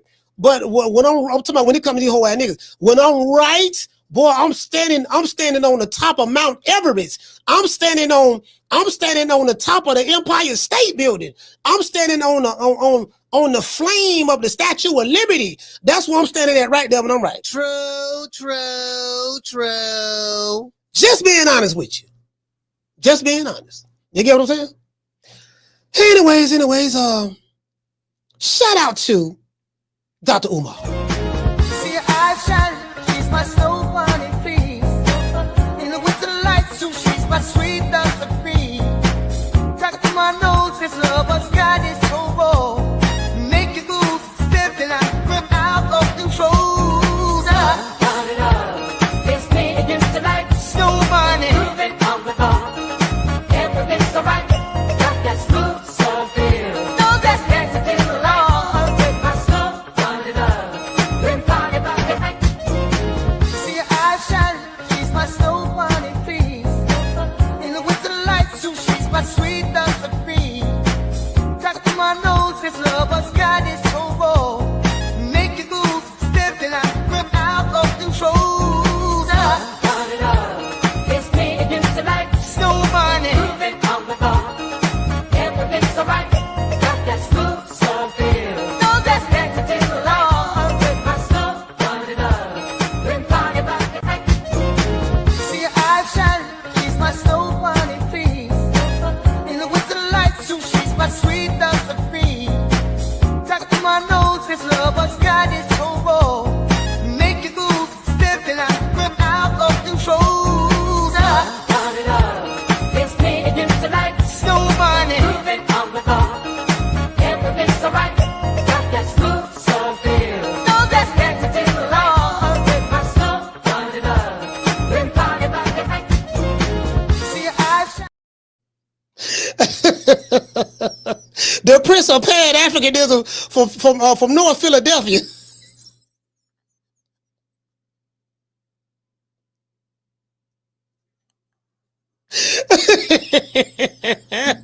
Oh, that's a hell of a nigga, boy. Dr. Umar is a hell of a nigga, man. Bro, from North Philadelphia, boy. Nigga, I'm from Philly. You know, I got the North Philly beard. I'm like, boy, this nigga, boy. What? No, them niggas in Philly proud. I don't see nobody from Philly talking. I don't see nobody from Philly represent for Dr. Umar neither. I don't hear Gilly and Wallow talking about I don't hear nobody talking. You get what I'm saying? I don't hear nobody talking. You get what I'm saying? Like, they're gonna be represented like normally, like if you got a star, a celebrity that's from your city, everybody be like, yeah, nigga, he from our city, nigga, Compton, nigga. Like R.I.P. to Eazy-E. That nigga Eazy-E from Compton. You get what I'm saying? Ice Cube from South Central. You know, Bill Cosby from I think Bill from Philadelphia or something like that, right? You know, yeah, Chicago, the home of R. Kelly. You know, you think about all the dudes who made it out and you praising them, right? You will never hear nobody from Philly praising Umar. They don't be like, yeah, nigga, we got that. Let's see who we got. We got Bernard Hopkins. Let's see who else we got. We got Rocky Balboa. You know who else we got? We got who else we got? We got Benny Briscoe. You know, they don't even talk about him. Them old school fighters. They don't even want to talk about them. So who else we got? We got Dr. Umar. They don't never mention Dr. Umar. Never mention Dr. Umar. And I wonder why. I got a new program coming out for the ladies. It's called Lunch with the Doctor. It's called Lunch with the Doctor. You make a $500 donation to FDMG Academy, ladies. $500 donation to FDMG Academy, and you get a free lunch with Dr. Umar, restaurant of your choice in the state of Wilmington, Delaware. I said we got a new program called Lunch with Dr. Umar. Private lunch. Ladies, you got to donate $500 to the FDMG Academy, and I will take you to lunch, private lunch, any restaurant you want in the state of Delaware. It's called Lunch with the Doctor, and it costs you $500. You don't pay for the lunch. I pay for the lunch. Any restaurant in the state of Delaware. Oh, yes. Brothers, don't hate. We got to stop hating. Brothers, we got to stop hating. Don't hate, my ninja. Because if I ask your wife if she want that luncheon, If I ask your wife if she want that luncheon, if I ask your baby mom, do she want that luncheon with the doctor, we know what she gonna say, Ninja. Don't test my intellectual gangster. If I roll up on your girlfriend, your live-in prisoner, you call a girlfriend. If I roll up on your live-in prisoner, your romantic prisoner, you call a girlfriend, who ain't there because she want to be, she there because she got to be. If I roll up on your romantic prisoner, my brother, if I roll up on your romantic prisoner, you call a girlfriend who living with you because she got to, not because she want to. Do she want that lunch date with the doctor? Do your wifey want that lunch date with the doctor? I think we all know the answer to that. Me and you are not the same. I keep telling you that. Me and you, we not the same. You not 6'3", dark chestnut Cocoa Brown with the North Philly beard. You ain't Leo King. Ninja, you ain't Pan-Africanist #1. Nobody flying you to every continent to hear what you got to say. Only me. Don't make me take my t-shirt off and turn into King Kong right now. Don't make me beat my chest. Don't make me beat my chest. King Kong. Stop playing. Yo, shout for season, man. Tell me about the season, man. Man, you know, I gotta talk about that. I gotta talk to the Philadelphia committee. I'm gonna call some of my partners up there in Philly. Say, look here, man, look here, dog. Like y'all ain't been representing. I like Dr. Umar. Yeah, he a scammer and all that there, but I like him. I like Dr. Umar. You know what I mean? I did send him some money back in 2016, but that, I'm willing to let bygones be. I like Dr. Umar. Philadelphia ain't represent for Umar right, dog. Like the man, I think he don't got in over his head with the school. He did do that, but y'all ain't repping for him like that. Y'all got the man out here defending him, fighting off his enemies by himself. Y'all ain't representing for him like that. You know what I mean? Like they gotta, you feel me? They ain't repping like they supposed to. That's what I'm saying. I need to talk to the Philadelphia delegation. Look, dog, y'all ain't repping like y'all supposed to. Hit the Cash App, $FDMG School. Hit the PayPal, International Africans. Ain't nobody hitting the Cash App. They ain't hitting the PayPal. Yeah, they ain't representing for my dog the way they supposed to. The man putting his life on the line, fighting for the future of our people. And the Meat Mill ain't saying nothing. Gillian Wallow ain't saying nothing. Freeway ain't saying nothing. Benny Siegel, he ain't saying nothing. Ain't nobody saying nothing. Cassidy ain't saying nothing. Come on. You know what I'm saying? Come on, fam. Hold on, I gotta show y'all this here. Y'all want to see something? Y'all want to see? Now this dollar bill right here. Shout out the dollar bill. Ryan Garcia said, this is probably the worst thing that I've watched in a minute. He said, what was bro thinking seriously? So he's talking about when Quentin Rampage Jackson's son beat up the wrestler. The wrestler was knocked out and he was on top of him, just punching the man, catching him with left hook, right hook. Probably damn near could have killed the man. The man was unconscious. You get what I'm saying? All jokes aside. So, and Bill Haney replied, Bill is always on the prowl. Shout out to Dollar Bill. He say, right up there with Ryan Garcia's PED rage on April the 20th. Is this a side effect from a more serious underlying problem in sports and entertainment? Is this roid rage? So this is what Dollar Bill is saying. And then somebody named TDH BXG said, fun facts, plural.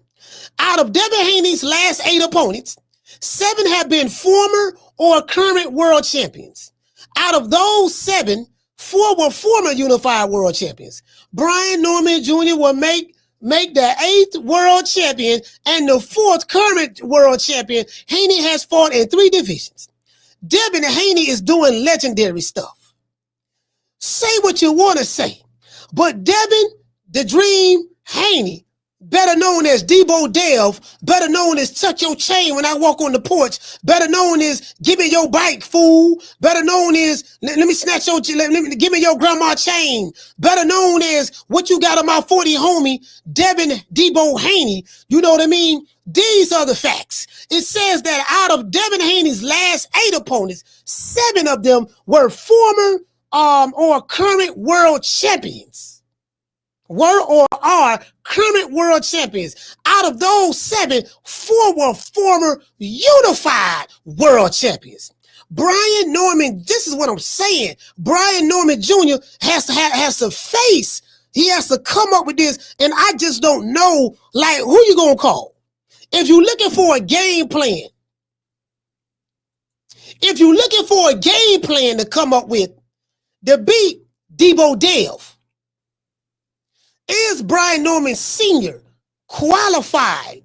Does he have enough wherewithal, enough knowledge to instill in his son the game plan that is going to take in order to beat somebody like Debo Dev? To this day. Hey, shout out to doggone Jamie. Jamie. Now, you know, I got him winning, but I'm just saying, but I'm thinking about it. I'm like, you know what? Tell you something now. Dev is, you know, he got that champion. Bro, I read his resume now. Jorge Linares, Gamboa.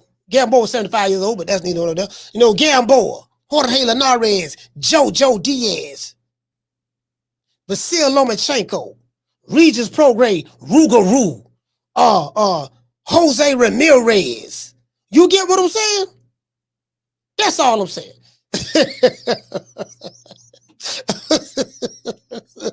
You know, I'm talking about the intimidation factor. You know, just will Brian Norman be intimidated? Just think about that. I got all this experience I'm in front of. Devin Haney has seen every style known to man. He's seen Tiger Claw style. He's seen Dragon Foot.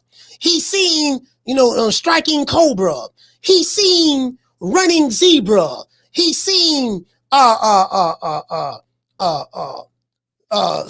Than a Cheetah. He's seen all these different styles. Brian Norman ain't seen no style like that. So styles do make fights. You know what? They make a valid point. I got to be honest now. You know, I got to keep it a beat. They do make a valid point. You know, he has that experience. And then when you add the training on top of that, that's just the cherry on top. We got to come up with a new nickname for Devin. Since he trained with Mike McCallum, he trained with Mike McCallum, Mayweather, Judah, and Sugar. Sugar made Judah McCallum Haney. True. Sugar made Judah. Sugar made Judah McCallum Haney. You get what I'm saying?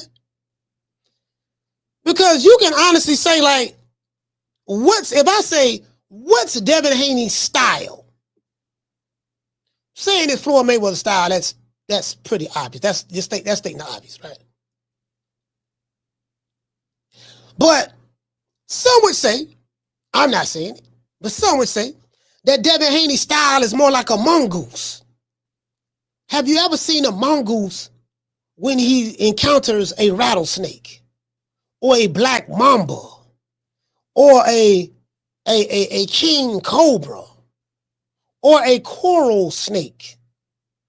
The mongoose ability to be able to adapt to any situation under any circumstance is not to be underestimated. True. You get what I'm saying? If Mama Holyfield says her son knows the 5 styles of boxing, but her son didn't train with Floyd Mayweather Sr. and Jr., Money May. Her son didn't train with Mike McCallum. Her son didn't train with Sugar Shane Mosley. Her son didn't train with Yoel Judah. So if you say your son know the 5 styles of boxing, where did your son learn it from? Because he damn sure ain't learning from you. True. Not with that George Jefferson. Not with that George Jefferson and Predator look. I say, nah, he ain't learned that there. He keep wearing that motherfucking do-rag. His hairline gonna be leaning back. Hey, shout out to LJ Wright. Okay. Dropping that quarter of a dub. He said, what he say? He said, that's the first channel I remember you on. And I remember you going back and forth with Tyson Fury fans. Oh, yeah, salute, fam, salute. Yeah, salute, fam. You get what I'm saying? You know. Down from the bar, there's a platform stage. People pimping, sharp as razor blades. Hey, hold on. He say, hey, kid, hey, shout out to Kidder. Kidder say, there's more than 5 styles. That's just scratching the surface. Hey, Kidder, silence, punk. True. Hey, Kitty, look here, man. Look here. I'm hearing all these Superman stories, all these different styles, right? Listen, I'm scared before I even step in the ring. I don't know if I can whoop this nigga. This nigga say he know the 5 styles. Like, okay, well, what? How? Okay, so if I'm a fighter, I gotta prepare. Like, who do you prepare for when you fight Devin Haney? Arguably, you could say he got 4 styles into one. Like, what is it that Brian Norman Sr. can teach his son to get prepared for the task at hand? You get what I'm saying? You get what I'm saying?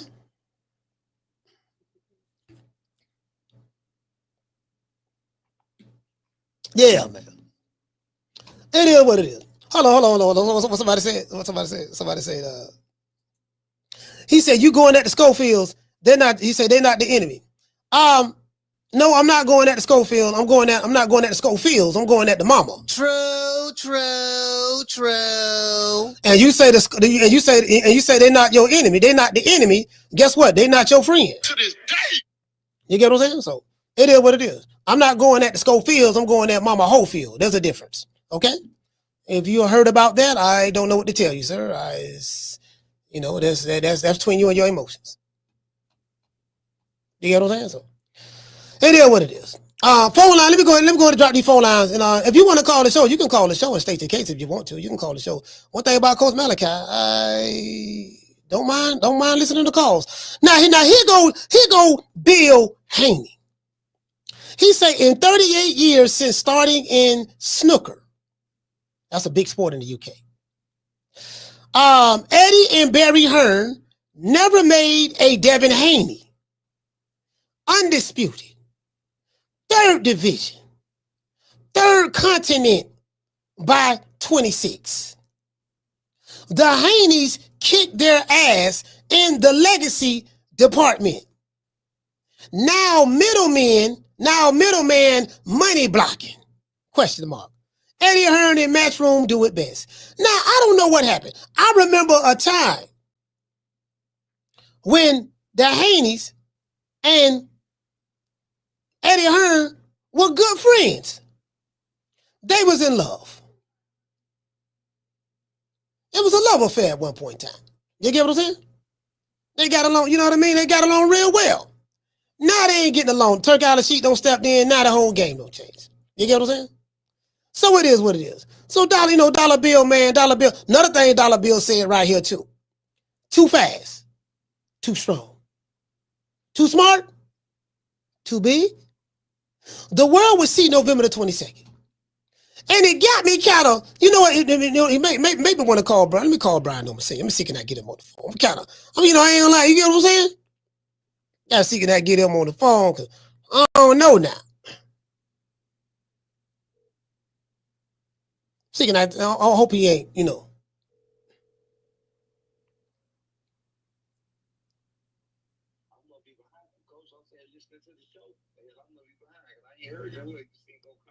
Hey, look, hey man, hey, listen, man. So, hey, brother, I got you on the show. Brian Norman Sr., can you talk, my brother, just for like 5 minutes? Absolutely. What's going on, my brother? All right, but let's give Brian Norman Sr. a round of applause. Yeah.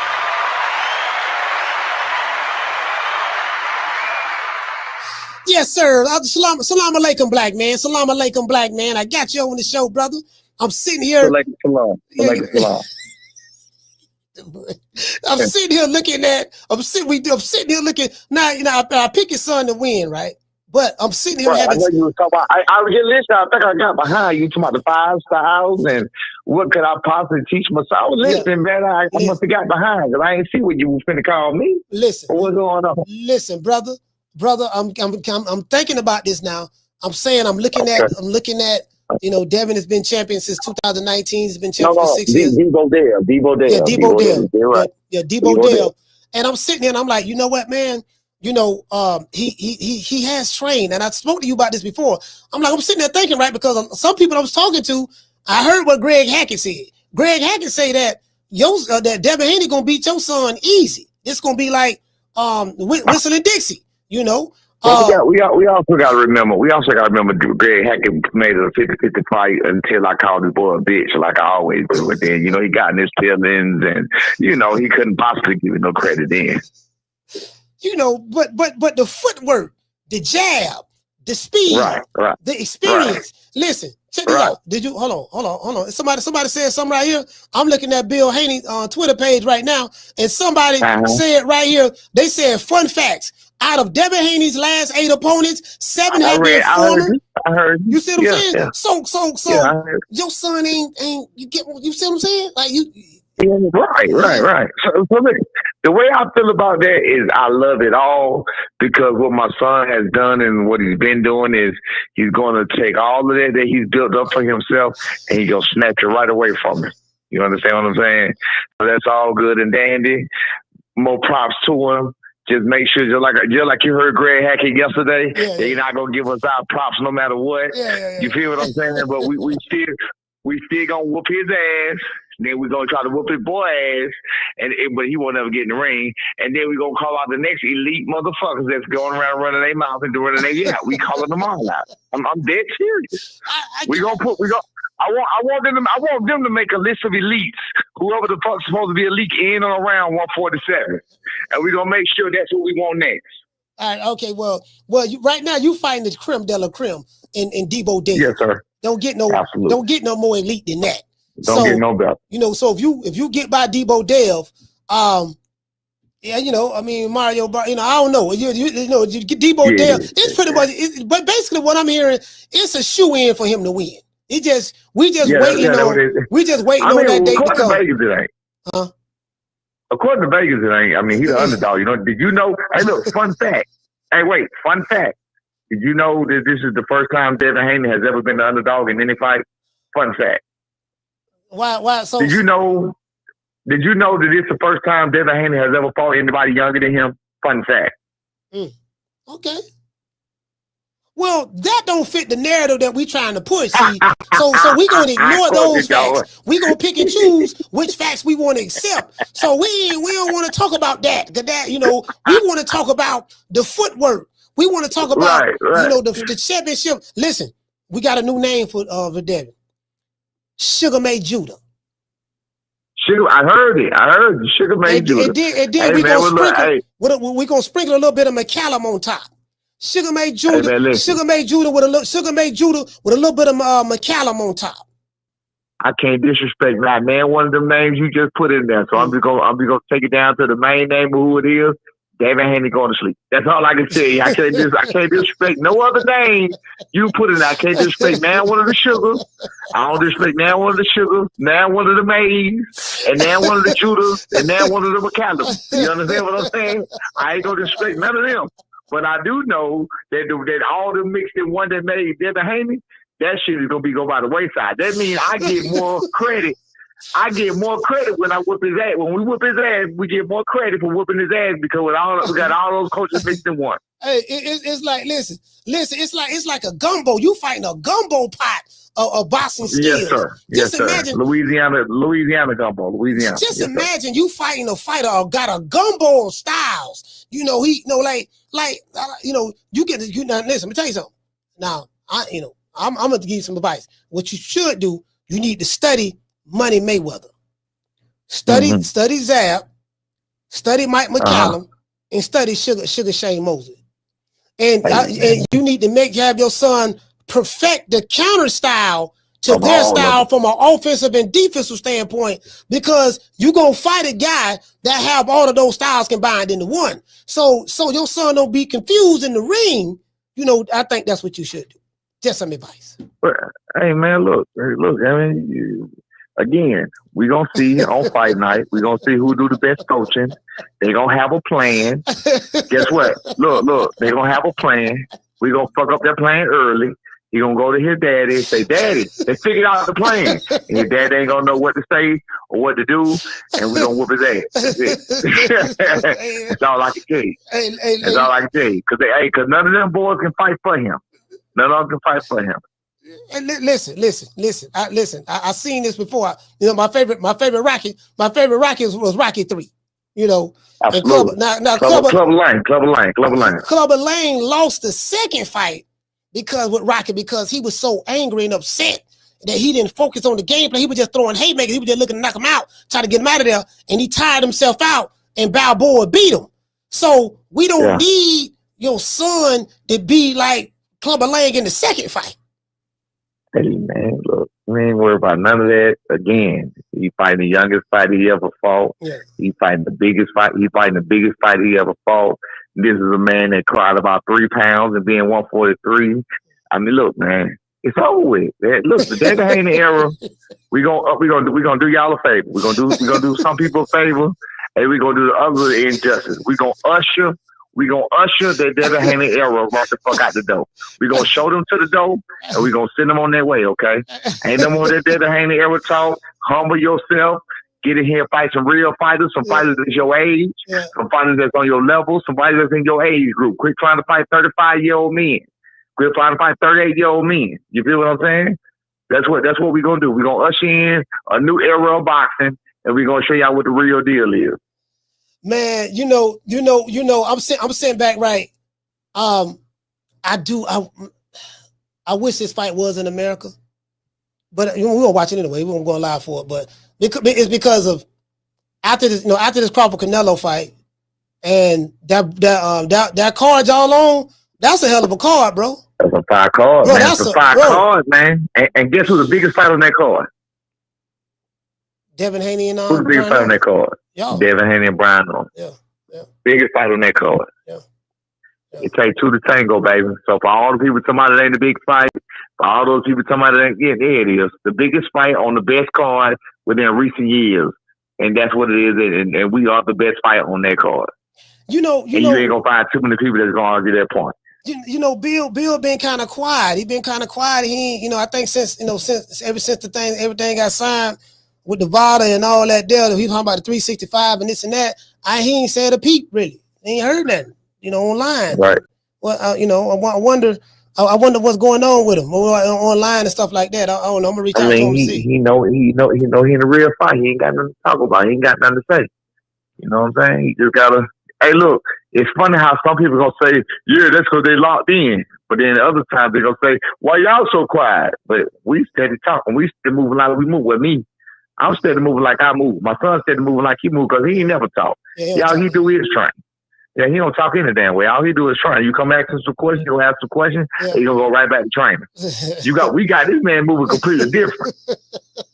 We got this man moving completely different, trying to find something to do, trying to find some people, trying to find some angles, trying to find some advantages. He out here doing everything. He going to church more times a day or to the mosque more times. I'm telling you, he's doing his prayers more.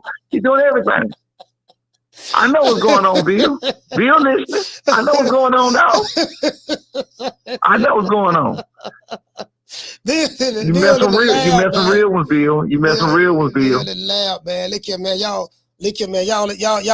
might be a cherry pick, man. Y'all might be a cherry pick, man.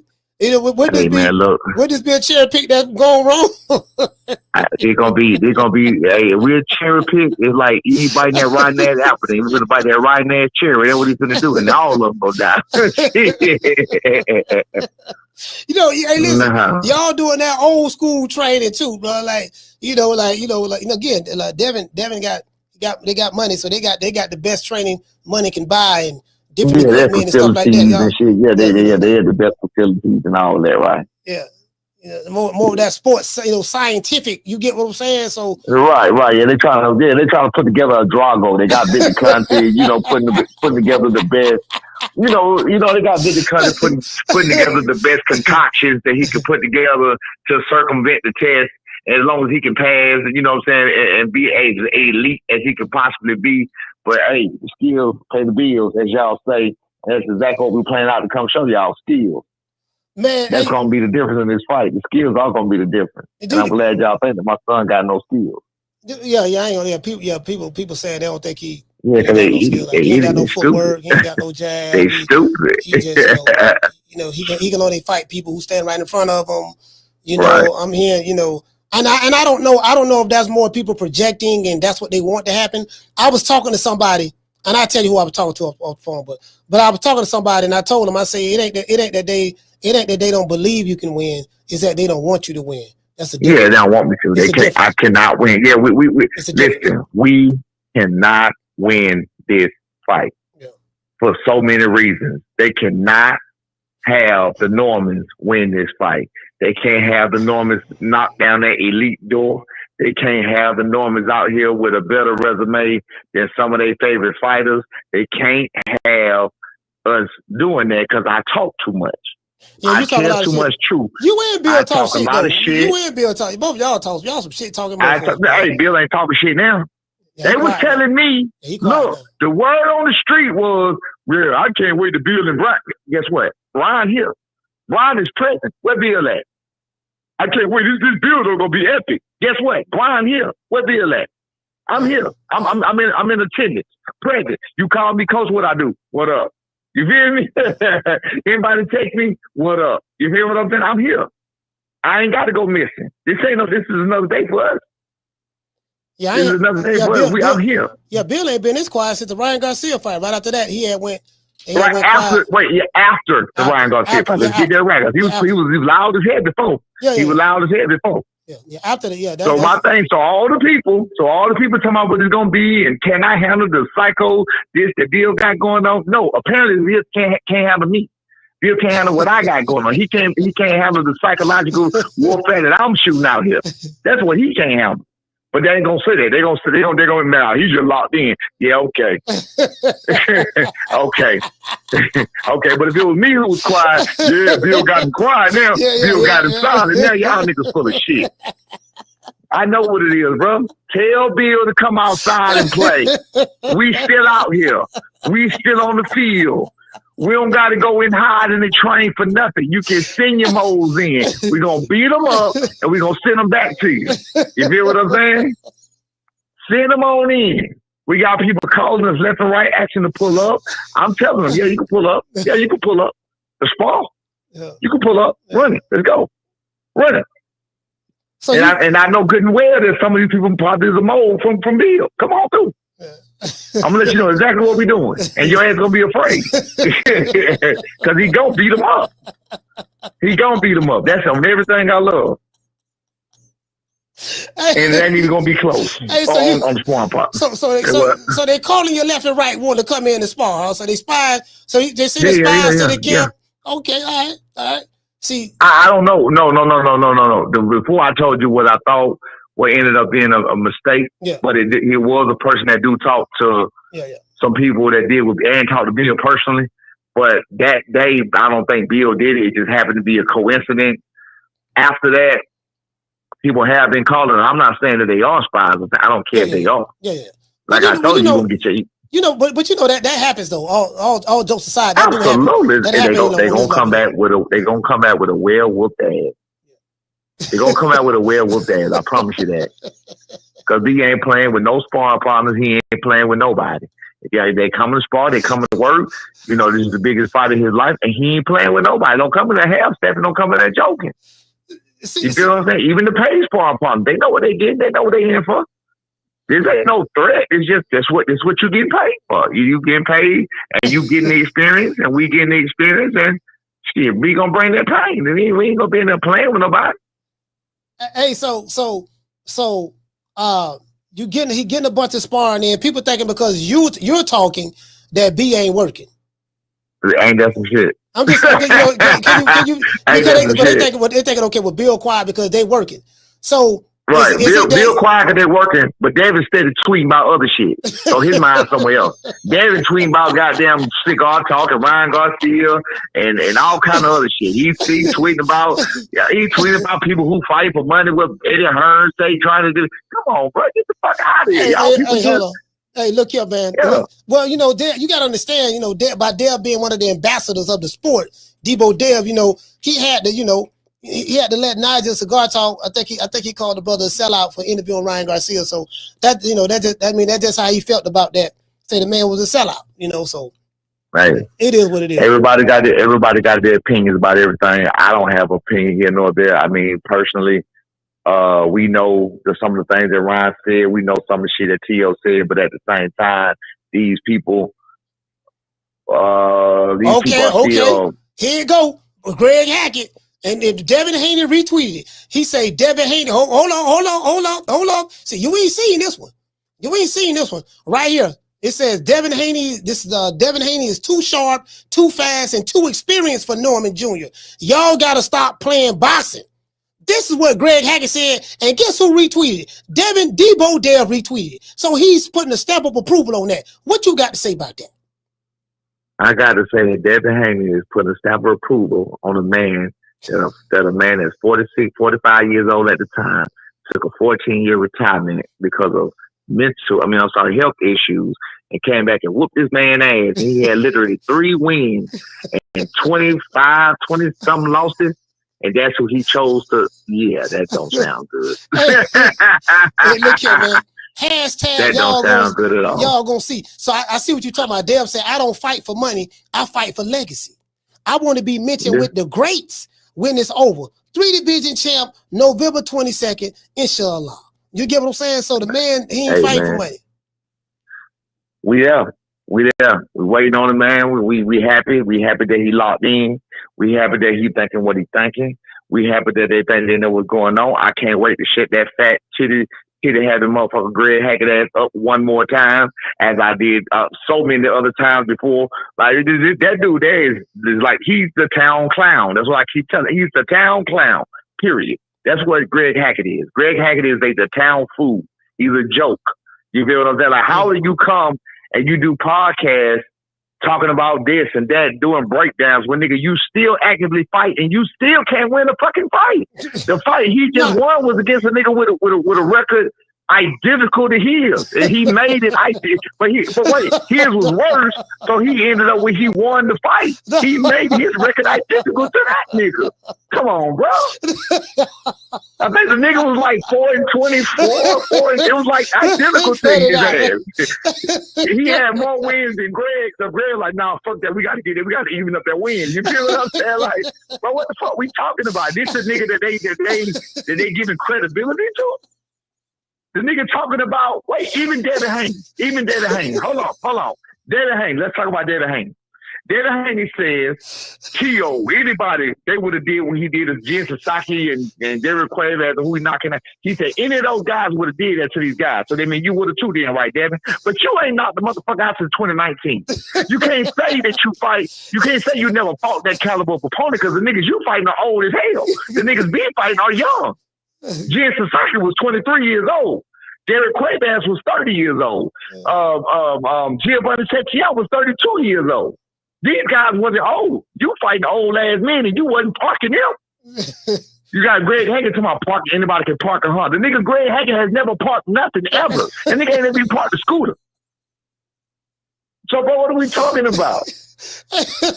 Everybody ain't blessed with knockout power. Well, that's all. Everybody ain't blessed with punching power. But that's what I'm saying. That's what I'm getting at. You can't talk like that if you're not doing that. You feel what I'm saying? I see what you're saying. You can't be talking like you sleeping niggas and doing all that, but you literally doing the talk. I got you. Yeah, you can't talk like that. Like, okay, nigga, you the one that, okay, man, anybody can do that. Nigga, anybody but you. And we talking about Devin Haney. That's the great Devin Haney. Man, anybody, look, who was he? Nigga, who was he? Look at what you doing. You're not sleeping these old ass nigga. These niggas were old, bro. Gamboa, do you know that he is, listen, out of Gamboa, 38-year-old Gamboa losses, do you know that Devin Haney is the only one that did not knock him out? Do you know that? Out of his losses? out of his losses, I think he's the only one that did not knock him out. Well, it could. Everybody knocked that boy out except Devin Haney. I'm going to tell you why. I have a logical explanation for why. I remember when and he was 38 years old. I'm going to tell you why. Do you remember when Devin Haney fought Regis Prograis? Yes, sir. And Regis Prograis was very hurt. Yes, sir. Throughout that fight. So you saying it's his daddy's fault? No, Bill Haney. He was on the show. Bill said, I say, Bill, if you wanted to make a statement, you supposed to not, you could have stepped on them. You supposed to make them stop that fight because Regis Prograis was done all throughout that fight. He was tired from the 7th, 8th round on up. Right. And Bill said that no, he intentionally told Dev not to knock him out because he wanted to prove to everybody that Dev can go 12 rounds without getting hit with the left hand like he was getting hit with Lomachenko. So it's not the fact that he couldn't knock him out. You know, Bill, the game plan is not the knockout. The game plan is to destroy you a death by 1,000 cuts, paper cuts. You get what I'm saying? That's the game plan.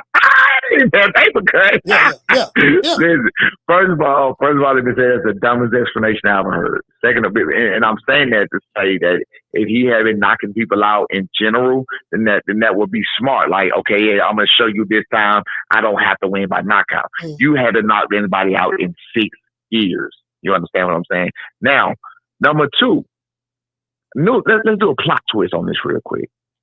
Maybe that Bill Haney has seen Devin get touched so many times and get shook up so many times, and he knows his son don't have a chin. He didn't want to take no chances. He knew he would have to stand there and fight him.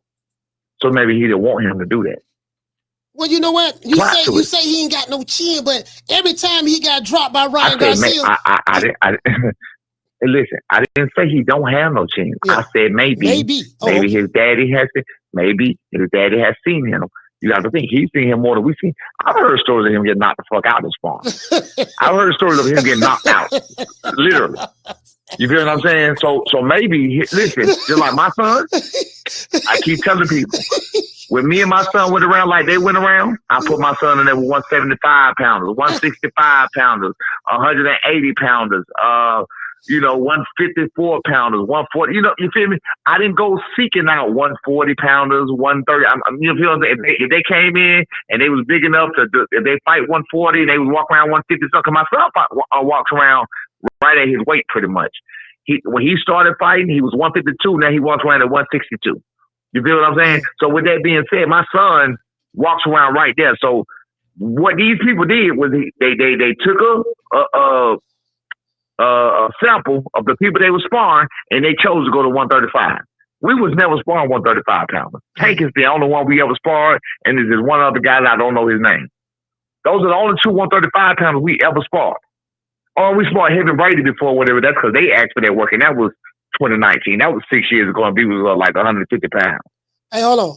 Here go a brother right here. This dude he say Brian Jr. ain't even fought a champ before. This brother here. Are we fighting? Ask him is Brian Jr. fighting one now? Is Brian Norman Jr. fighting one now? Hey, default. I don't know. This might be a troll account. I don't know, but is Brian Norman fighting one now? Is he fighting one now? Is he fighting one now? Question. Okay. So after this fight, everybody got to have a first, right? So before Devin Haney fought his first champion, he had never fought a champion first. What the fuck are we talking about? Yeah. He got elevated. What are we talking about? You got to start somewhere. Yeah. Man, these people are idiots, but they don't understand how easy it is to cook them. You ain't elite. You ain't ever fought nobody on this level. Well, guess what? Until Devin Haney fought somebody on that level, he had never fought nobody on that level. Yeah, in order for you to prove you're on the level, you got to fight somebody on the level, you dickhead. It's not even hard to, what are we talking about? That is true. But that is true. It's like this here, right? It's like when you go to a job and they say, I got a job like this before. I had my CDL and I was trying to get a job at a trucking company. You got a lot about experience. And they say, look, you got to have so many years experience. So I told the manager, I say, how long you been driving? He said, I've been driving 20 years. I say, 20 years ago, did you have experience? Yep. He said, no, somebody gave me a chance. I say, well, I'm asking for the same chance that somebody gave you 20 years ago. I'm asking for that same chance 20 years later. Good shit. Now, Good shit. Yeah, I hit him with that. I hit him with that. Because listen, everybody, you fucked him up. Yeah. Everybody got to start somewhere. Everybody got to start somewhere. So that's what's tripping me out about these people. They acting like they just fucking appeared on the elite level. They just appeared. They appeared and they was elite. You know what I'm talking about? No, he ain't appeared nowhere. And last time I checked, Brian Norman Jr. got more knockouts than Devin Haney, right? So he got more knockouts than Devin Haney on whatever level that was. Devin Haney wasn't knocking shit out like that on that level. So what level is it that Devin Haney stopped knocking shit out in? So you don't know until you get there where you at. So Devin Haney would have never not necessarily knocked out. And when B. Norman knocked Devin Haney out, I don't want to hear nothing about Jen Sasaki level no more than nothing else, because I'm going to say, in my opinion, I think Jen Sasaki would have knocked out Devin Haney. That's what I'm going to say. I'm going to tell you now, I'm a clown. I'm a clown. That's what I'm going to do. Check this out. This dude right here say money come with the legacy. Don't let them fool you. And I always said that. I say, look, man, like everybody got different paths to go down in order to get to where they're trying to go at. You can get the money and the legacy at the same. It's not either or. It's not, well, you either gonna chase the bag or you gonna go after legacy. No, it's not either or. You can do both. You can walk and chew gum at the same damn time. And that's what I don't like about this. Just some of these digital boxing fans. I learned the new term, digital boxing fans. Some of these digital boxing fans, they don't understand that. They don't that's not either or. You get what I'm saying? So in a bunch of broke niggas telling you that you making bad business decisions, but he living in the Section 8 apartment with his baby mama. He living between his baby mama and his mama house. But he trying to tell you that y'all making bad business decisions. Man, look, man, listen, like I always say, opinion like assholes, man, and it's normally, normally people doing the most criticizing are people who have not done what you've done. You don't generally get, Coach, it's some real shit. Think about this. The people who criticize anything you do in your channel, anything you do at business or whatever else, they are not successful people. Successful people don't take the time to down other people. They don't even take the time to do it. You feel me? They don't have that kind of time. They're going to, if anything, they're going to give you advice on what to do and what not to do. Right. You feel me? The reason I started, and I know this, and the reason I started downing and talking shit about Greg Hackett in particular, I'm going to go back to that because of the shit that he say. And I'm like, you know what, bro? I did my best.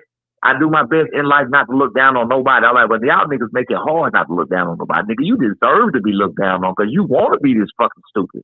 Because when you try to give them advice and you try to explain something to them, they take the shit somewhere else. So you like, well, take your bum poor ass. So look, then you start opening up. Well, man, take your poor ass on. So you feel this? So I did the real. All right, well, nigga, let's get it there, motherfucker.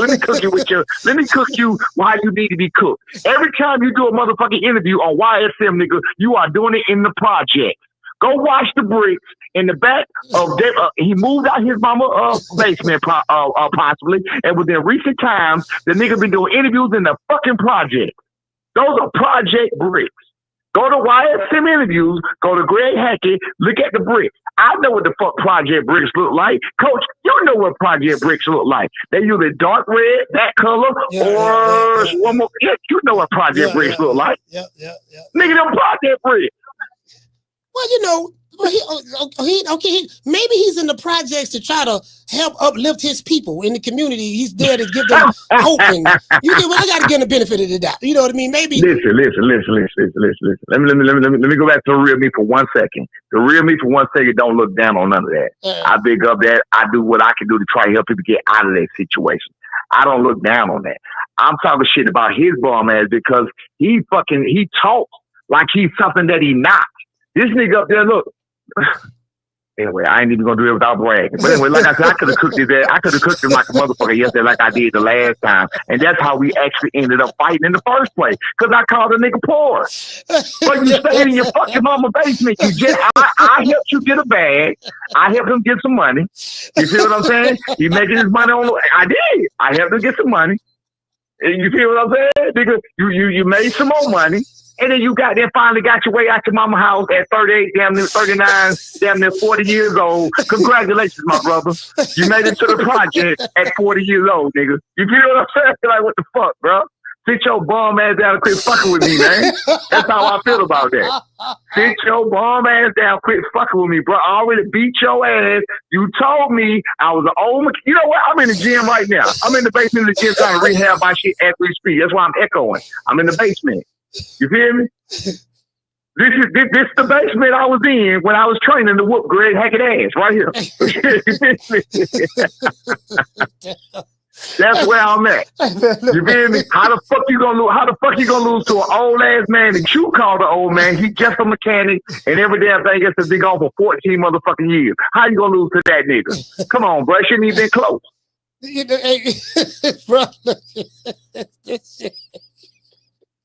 Bro, bro, no, man, I'm sick of them niggas, bro. I want to tell you the story, man. I ain't know you were gonna be going off like this, man. You gotta stall the boy. The boy for Philip, man. Man, fuck them niggas, man. Fuck. Look, and one of them come to me with no facts.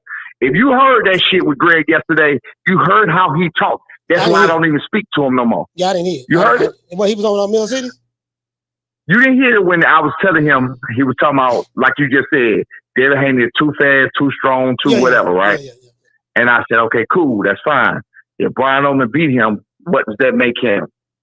Devin Haney is too fast. Okay, cool. We'll take that. If Brian Oman beat him, what does that make him? Devin Haney is, okay, all right, my nigga, you got it. My question is, if he's not going to beat him because, okay, cool. Let's just say he does. What does that? He would not say it. What does that mean? You know why? Because he knows it's a possibility that he will beat him. And when he does beat him, he gonna change the motherfucking narrative. He gonna say some other shit. Because they live in a fucking pot of bullshit. Them niggas live in a built up melting pot. They live in a built up melting pot that they created for each other to fucking accept mediocrity. That's what I told him. Like, nigga, y'all niggas are bums, bro. I told that nigga, I hate looking down on people. I like to pick people up, lift them up, tell them what to do, how to do shit. But these niggas choose to be bums. Well, yeah. Because you choosing to fucking wallow in mediocrity. Nigga, y'all some bitches. That's how I feel about them. Real talk. Hey, listen, I ain't gonna lie, bro. Hey, you know what? Y'all funny than the motherfucker. Like, for real. Y'all are funny than the mug. I ain't see that interview. I think I might have saw a snippet of it. Somebody sent me a snippet of it about that part right there, but I didn't see the full interview. You know, I don't really catch Mill City stuff like that. But right. You know, but he come on the impromptu. It was about you know, he was asking me when it got started with Greg because, you know, Boots responded immediately to Jamel Charlo putting that meme out. Yeah. So I'm like, that's when I start calling nigga like, you bitch ass nigga, how you gonna respond to this nigga putting a meme out that don't even say your name when I've been saying your whole motherfucking name plus your nickname for a whole fucking year, and I've been talking to your dad, I've been texting your dad, I've been texting your brother, I done called y'all kind of bitches, I told your brother ain't your daddy, you hit like a bitch, I said everything, but this nigga comes out to respond to a nigga that he know he ain't gonna fight. You came out and respond to a nigga you know you ain't finna fight. That's 35. He's 35 years old, but then again he would try because he's 35 years old and he's been gone 2 years. That sounds like some shit that he would do, right? That sounds just like the shit that he would do. Jamel 35. So Jamel 35 and he been gone for 2 years. That sounds just like some shit that he would want to do. I thought he was older than that because, you know, he been boxing. You know, he might be. He might be. We was Jamel Charlo turned pro in 2007. Did you know that? Check out and see how old he is. Well, he been boxing 18 years. Hold on, I'm finna look right now. I'm finna look right now. Yeah, he been. He might be 36 then. I'm finna be 36. I thought him and Bud was probably around the same age. Let me see. Jamel, you might be right. You might be right. Yeah, because Bud 37. Let's see, Jamel, he'll be 38 like next month. You know, to be on end of the month. So he's 37. So the nigga 37. That's what I'm saying. That sound like some shit. But you ain't gonna respond to the young nigga that you was in his division that's telling you right now they said Joanne said that's how me and What's Collar got started. These people refuse. They keep making up excuses. They keep making up reasons that the man is not even saying. They keep giving him all kind of shit around. You feel what I'm saying? And stuff, but it never adds up to nothing. It got to be something. They got to twist and turn to make it fit. But everything I say seems to fit. How the fuck is that possible? No, you're right. He's 35. How is it possible? You're right. He's 35. Right. Yeah. He was born in 90. But that's how me and Greg Punk had got into it. Like, bro, ain't you done learn, nigga? I tried to tell you before what it was about. I tried to explain finances to you. I tried to explain, and this nigga come out tomorrow. Look, if I make $800 and I go take a fight for $2,000, like, shut your broke ass up. You feel what I'm saying? I'm trying to tell you, nigga, $2,000 is not worth getting your fucking head beat on for at 30-something, at damn near 40 years old. That's what I'm trying to get you to understand.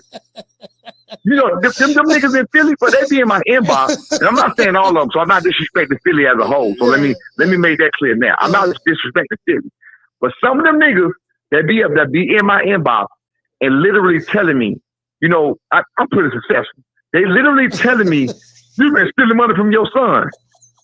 So I had to show them niggas some shit and show them some years on the shit. So wait a minute. My son was 16 years old when this happened. My son was 17 years old. So how did I steal money from my son and he was 16, 17 years old? And they wasn't making no money. He lived with me.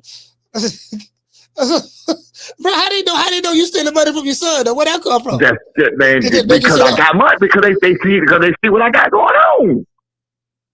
That's what I'm telling you. They can't, they, in their minds, in these niggas' minds, you can't work to get there. You can't work to get there. It got to be some type of sports. It got to be some type of rap. It got to be some type of entertainment. It can't be just regular hard work. Regular hard work, yeah. Yeah, you get what I'm saying, Coach? You don't fucking rap or do no shit like that. It's just regular hard work to do what you did, right? Yeah, that's it. And so I know you understand what I'm saying. Some niggas don't understand it. You have to be, you know, Coach, I know you done had niggas say, man, what you do? They think you selling dope. They think you doing some other shit. Yeah. How many times you done heard that in your life? Yeah.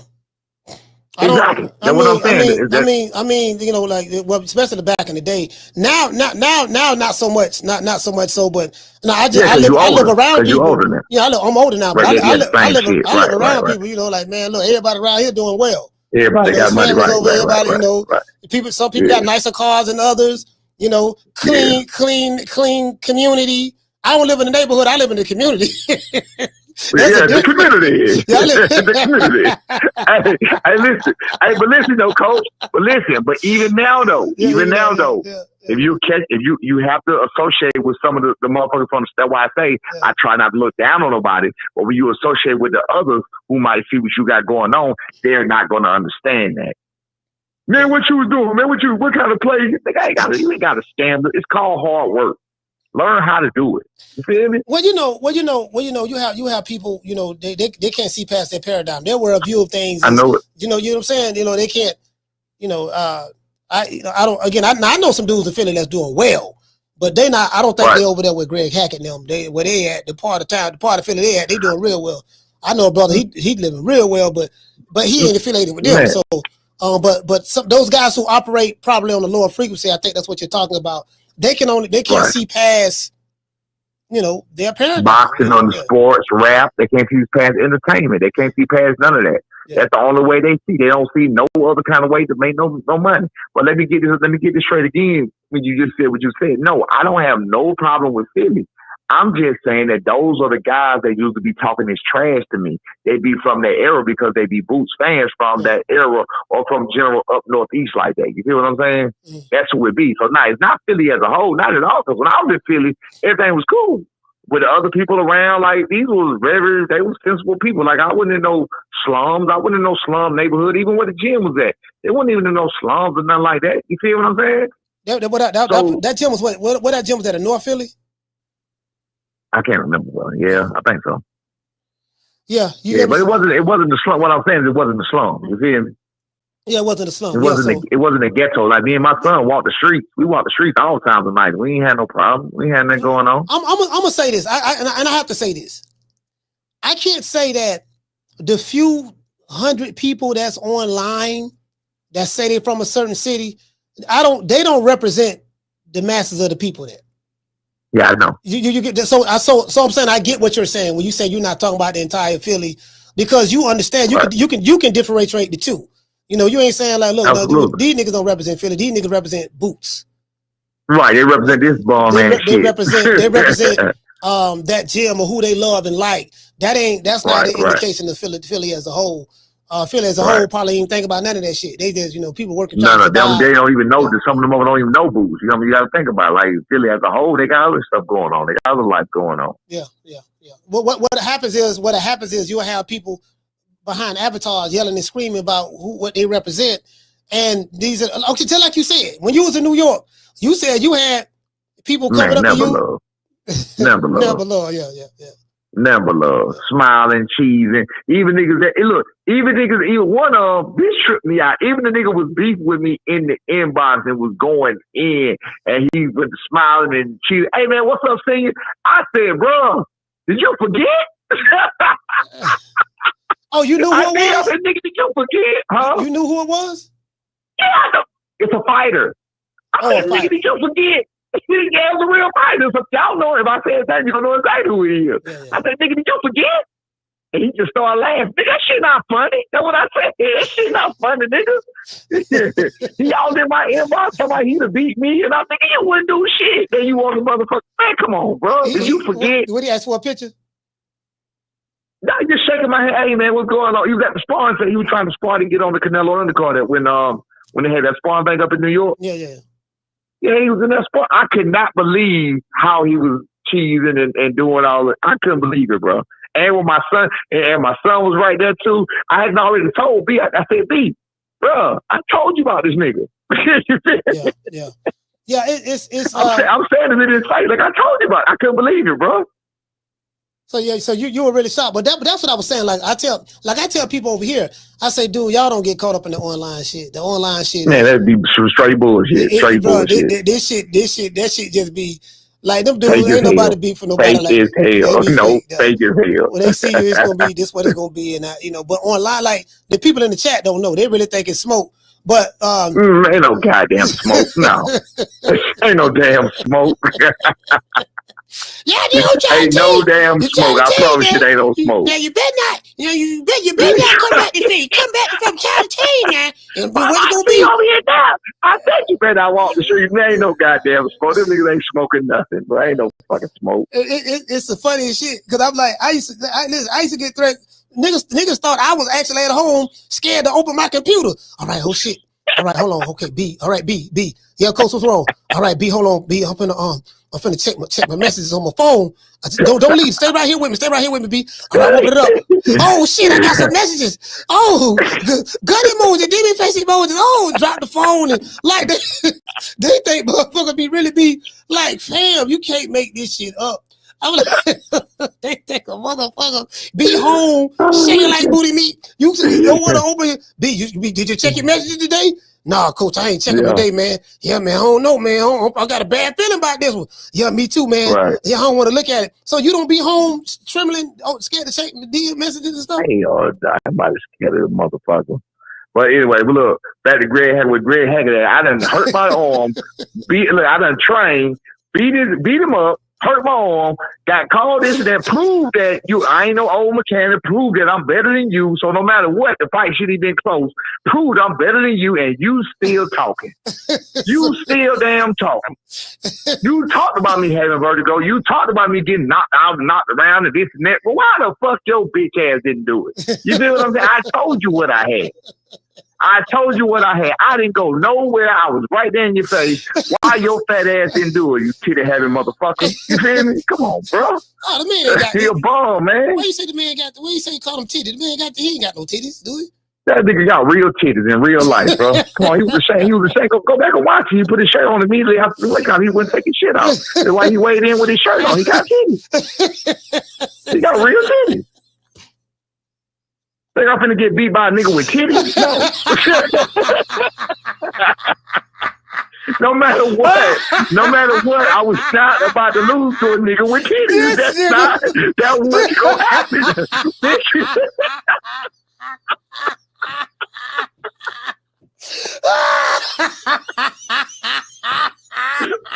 Where they do that at? You know what I'm saying? Hey, Jesus, oh Jesus, boy, yeah, damn, boy, hey, you know what? Motherfucker, huggy, hey, goddamn huggy bear around that motherfucker. Hey, Coach, you gotta play the music with that.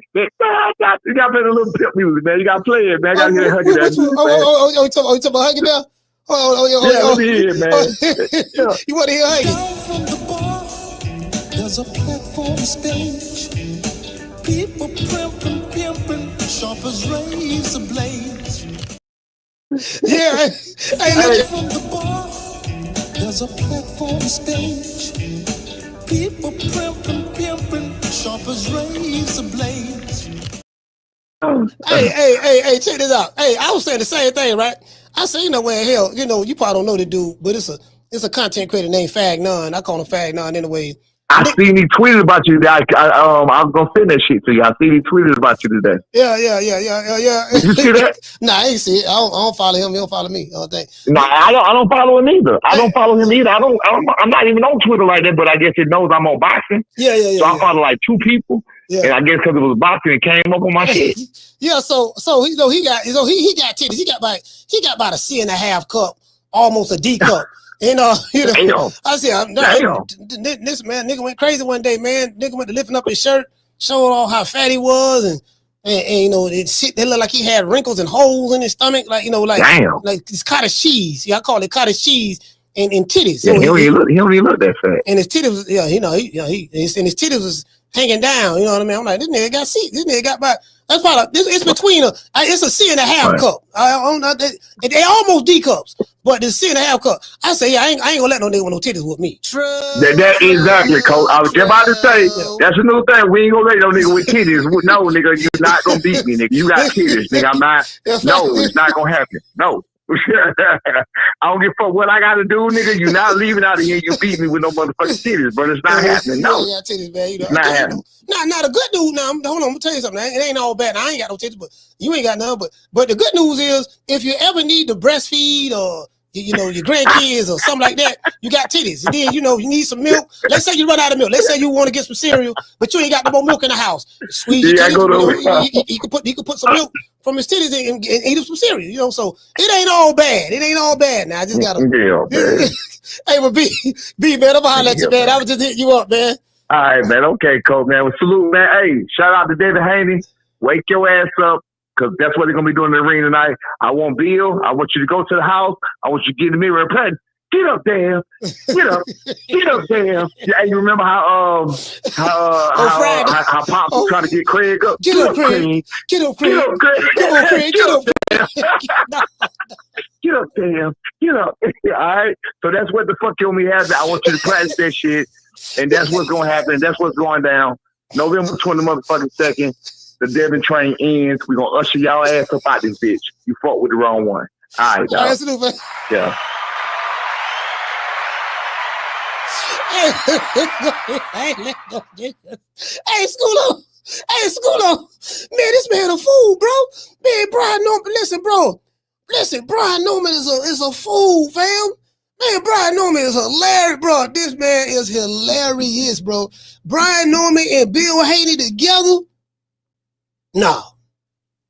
Brian Norman and Bill Haney together, bro. And this is what I was saying. I was like, you know what?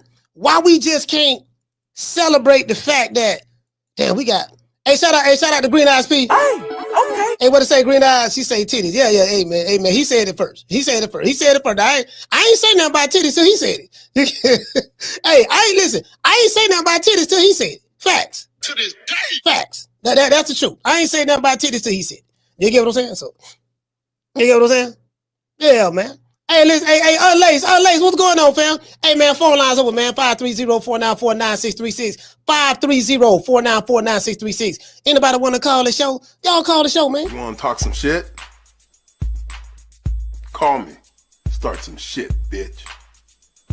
Sup, fool? You gonna talk shit about me, homie? Where you from? Hundreds of niggas is waiting for your motherfucking call, and they all talking shit about you right now. Call the coach at 530-494-9636. We waiting on your bitch ass. Man, I'm trying to tell you, hey man, I'm trying to tell you, man. Hey, bro. Let me go ahead and I don't know why this motherfucker keep spamming me, sending me some crazy shit. I got motherfucking robocall. I be having robocalls call the show. Not call the show, but robocalls sending me text messages and shit. 530-494-9636, man. Phone lines open, man. Oh yeah, shout out and listen, shout out to the brother. I forgot your name. He called me after the show. And I gave the brother my number, but he ain't never get back with me. So it is what it is, man. You know, again, I'm very easy to find. I'm not hard to find. Very accessible. You know what I mean? Not Ellie sucker nigga nutsack accessible, but you know, it is what it is. But yeah, hold on. We got cash out. Hey man, shout out to Gold Rush. Hey, okay. For dropping that quarter of a bam hundo on your boy. Hey, Leroy. Super chat received. Playtime's over, boy.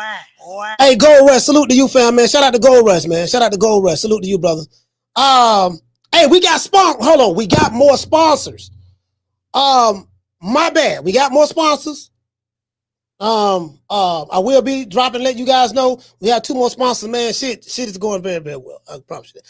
Hey man, shout out to L. L, what's going on, man, Mr. Harvey?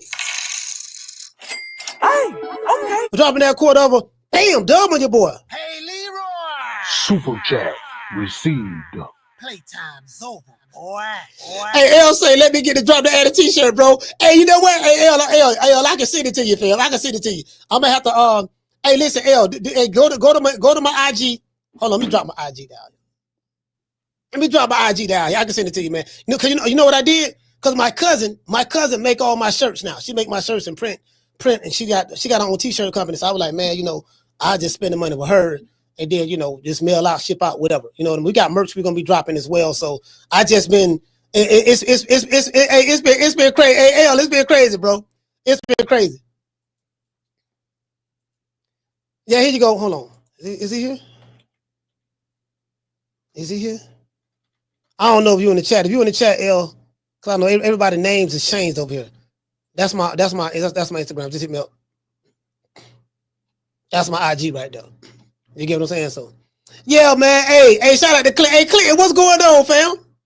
Hey, Clint, what's going on? Trey, what's up? He said I need a hoodie. You need a hoodie? Hey, yeah, it's about to get cold. Yeah, for sure. Hey, for sure. Absolutely. Phone lines over. Hey, absolutely. Hey, you know what? It is. Wintertime is coming. Hey, shout out to Dominique. Dominique, what's going on, fam? Dominique Martin in the building. Shout out to Mr. Ruben. Ruben, what's going on, brother? Hey, you know what? Shout out to Lance. Lance, what's going on? Darrell Arthur, what's going on, fam? Hey. Hey, hold on. We got to cash out. Hey, shout out to shout out to Kerry Pete. Hey, okay. Dropping that half for bam, dub on your boy. Hey, Leroy. Super chat received. Playtime's over, boy. Hey, shout out to what your name is over there? He say Tanks True Haters. Salute to you, fam, on the other chat. Kerry Pete, what did it say, brother? You said, what's up, coach? I don't even want to watch another platform. No clickbaiting here. No, listen, it ain't nothing wrong with watching another platform, fam. Like, I'm one of them dudes. Y'all can call here and talk to me about other platforms. I don't care. I'm not, you know. You get what I'm saying? Like this one, now we're not a monolith. You can watch whoever you want to watch, man. Down from the bar, there's a platform stage. People pimping, sharp as razor blades. Hey, Big Stonks, what's going on, fam? Big Stonks in the building. Big Stonks, what's up, brother? Yeah, you know, listen. I'm not one of these hoe ass niggas who be. Ain't one of these whole ass niggas will be, yeah, nigga, I'm trying to tell you, dog. I'm trying to tell you. You know, I better not see you over at such and such chat. I saw you in Fag Yard chat or the LDBC. You a moderator over there. You better not be. Nah, man, bro, that is some whole shit. What a grown man look like telling another grown man which channel he can and cannot go to. And I tell y'all time and time again, whoever I have issues with ain't got nothing to do with y'all. That's between me and whoever I have issues with. I've been doing this shit a while. I know all the trolls. I know all of their names. We got a troll in the chat right now. He was blocked one time. I unblocked him. He back in the chat trying to get my attention or whatever the case may be. But You know, as long as he don't get out of pocket. If he get out of pocket, I'll block him again, make him create another account. I know you will. True. I don't give a damn. I take pride. I take pride in disrespecting these niggas. Cause that's what they're here for. God created, let me tell you something. Any nigga who don't like the coach, God created you for me to disrespect you. That's what you're here for. The only purpose that you're serving in life is to breathe so that I can defecate on you. That's it. Wipe my ass with you, flush you down the toilet. That's it. That's what you're here for. You get what I'm saying? These whole ass niggas don't call. And I don't see them nowhere. And when I see them, if I see them, then it ain't nothing like they said in the chat. So I don't, I say what the hell I want to say, how I want to say it, and that's that. Phone lines open, 530-494-9636. Let me say it again. 530-494-9636. I'm here. We ain't ducking no smoke. True. Hey, so hold on, we got another super chat. Hey, yeah, shout out to Brian Norman. Hey, okay. For dropping that half for damn dub on your boy. Hey, Leroy. Super chat received. Playtime's over, boy. He say shout out to the coach in the chat. Hey man, shout out to Brian Norman Sr., man. Brian Norman Sr., man. Hey man, bro, you hilarious, bro. Down from the bar, there's a platform stage. People pimping, sharp as razor blades. Hey, but you know what though? Hey, but listen, bro, I honestly like that fight card. Like for real, bro. That fight card right there, serious. All the fights on that card are title fights. It reminds me of them old Don King cards in the 90s. Like Don King had something called the Revenge of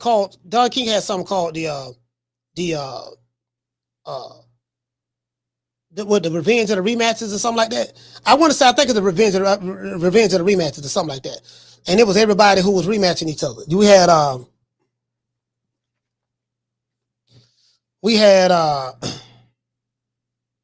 Julio Cesar Chavez versus Frankie Randall. Frankie Randall owned Julio Cesar Chavez. Julian Jackson versus Mike McCallum. The G-Man. Gerald McCullen. Sorry about that. Azuma Nelson versus Jesse James Leal. All these rematches. Terry Norris versus Simon Brown. And it was called the Revenge of the Rematches. Like King used to do that. King used to do that. You get what I'm saying? That's what King used to do. King used to do that. Like just, you get what I'm saying? So I like this card. I really do like this card. I was under the impression that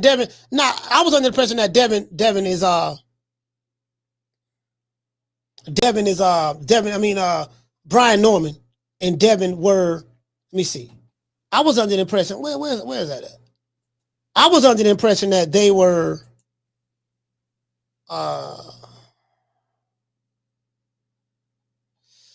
let's see what he's talking about. They feel like and they only do it to black media. All right, let's see what Nigel Cigar Talk talking about. I haven't seen this. Let's see what Nigel Cigar Talk talking about.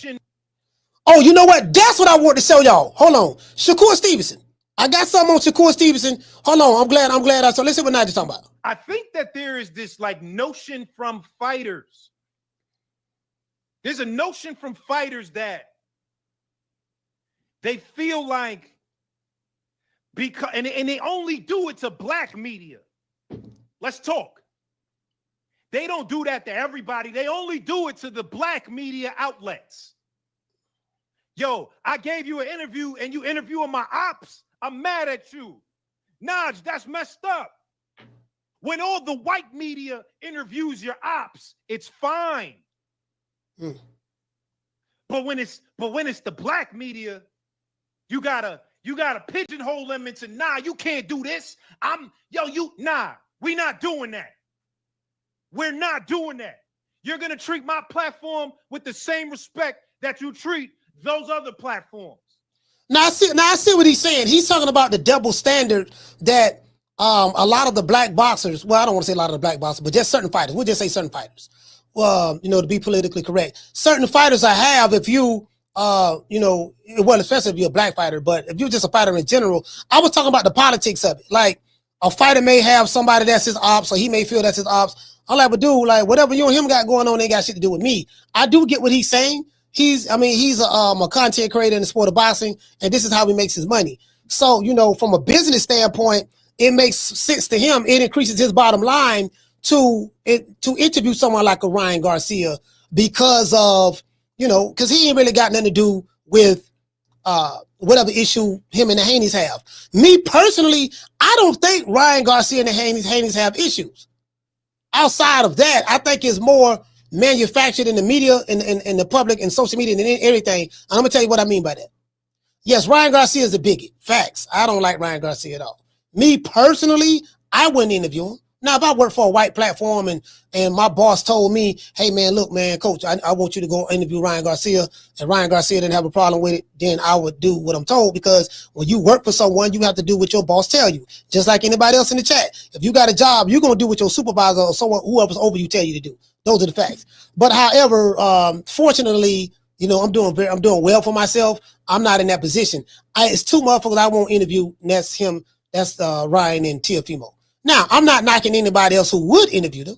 I'm just saying me. You know what I mean? It's just me. I'm just being honest with you. I can't, and there's nothing wrong with if you want to interview bigots. There's nothing wrong with being, if you want to interview a bigot. Like me, I don't hold no water. I don't hold nothing against Nigel Cigar Talk from interviewing Ryan Garcia. I wouldn't interview him, but just nothing. I'm not hating on him because he did it. So the thing is, but I do get what he's saying. What happens is in boxing in the background, and he's telling you what's going on in the background, you will have fighters who they want you to be exclusive. Like you can only interview one fighter so much. You interview that one fighter, you may not even interview that guy again until maybe 2, 3, 4 months down the line. What are you supposed to do as a reporter until then? I can't say, well, you know what? I can't be calling you, hey man, look, do I have your permission to interview such and such? Y'all don't like each other, but can I? Like, I'm not gonna do that. True. I'm not gonna do that. You get what I'm saying? What I look like calling a nigga asking his permission to interview somebody? If that man want to interview somebody, so be it. Now, on the flip side, I don't know what type of relationship. See, I think it's two sides to the story. The Haneys are being very, very quiet about this. But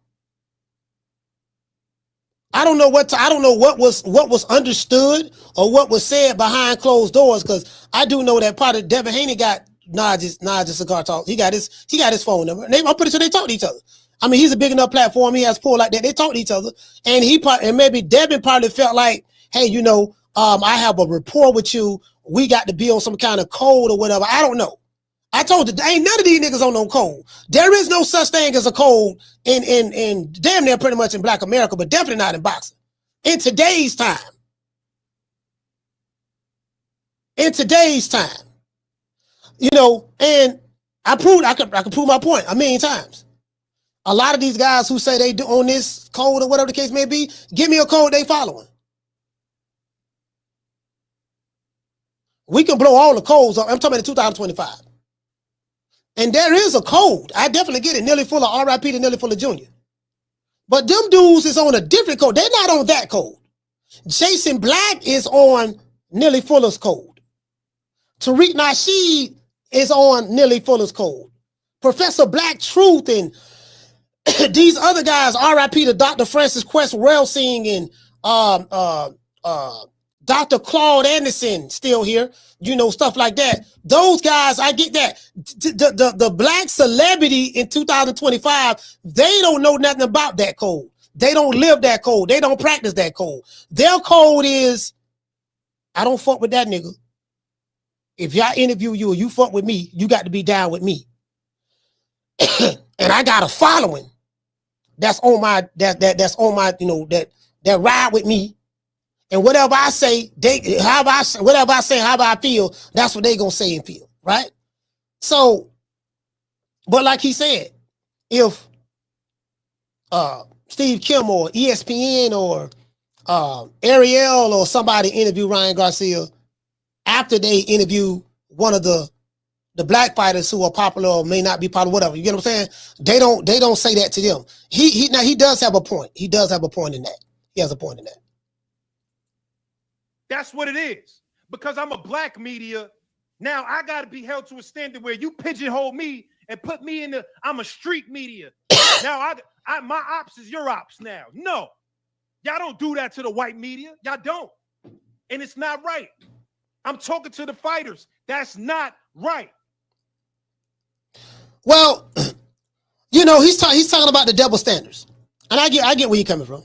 I think that there is this notion from, but again, like with me, right? There's some motherfuckers I'm just not going, because I'm not really in it for that. See, this is how I view things. I view things like this. I can only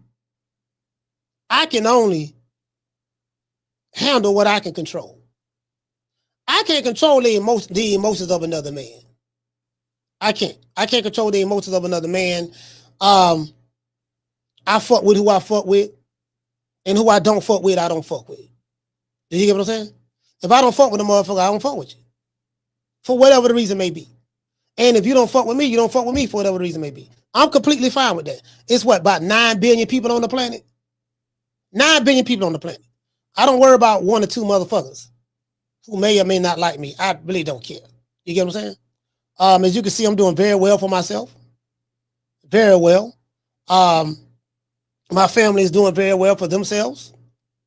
So I really don't, it ain't fucking with my bottom line, as a good brother told me. Is it fucking with your bottom line? No, then don't worry about it. True. Yeah, if it ain't fucking with my bottom line, I really don't give a damn. You get what I'm saying? And then too, I'm not emotionally invested like that. Like whatever Devin Haney have against Nigel Cigar Talk, I don't know Nigel Cigar Talk. I met Devin Haney before. I never met him, but I don't know neither one of them. I don't know Devin. I don't know Naj. I don't. You know what I'm saying? Whatever they going through, that's what they going through. That shit ain't got a motherfucking thing to do with me. You get what I'm saying? And probably neither one of them niggas would piss on me if I was on fire, to be honest. So, whatever they got going on, hopefully the brothers, they can work it out or whatever. If they can, cool. If they can't, fine as well. But it's really not that serious. It's really not that serious. And then I know Devin is going through a lot because he's suing his baby mama. His baby mama trying to extort him out of money and use the baby as a meal ticket, and you know what I mean. So he's going through a lot with that as well. So let's see what the people talking about. Let me see. Now say that respectfully. Okay, let's see. Okay, here go Two Tone, the superstar. Shout out to Tone. Fuck you niggas code, bro. Take that code and shove it up your motherfucking ass. And I say that respectfully. And see this what I talk about. And I showed y'all nearly full. I read y'all what the code is. I read to you guys what the code is. By the textbook definition of the compensatory code to combat white supremacy. By the textbook definition of that, and by what these niggas say on in boxing online, that their code has nothing to do with the compensatory code to combat white racism and white supremacy. Though that has nothing to do with that. Just by definition alone is totally different. So there's a new code. The new code is meat riding. I love Devin Haney. I love Tank Davis. I love Terrence Crawford. I love Canelo Alvarez. I love David Benavidez. I love Deontay Wilder, whatever, right? So the code is you have to feel the way I feel about my fighter. If my fighter is beefing with another fighter, 2 millionaires, and I want y'all to look at this. You got a broke nigga in the chat high behind the avatar who is, don't nobody know what this nigga look like. He's so cunt, coochie, dick in the booty. Like, don't nobody know what this nigga look like. You don't know what his voice sound like. Know what it like. He's just gonna hide behind the avatar, right? You get what I'm saying? So,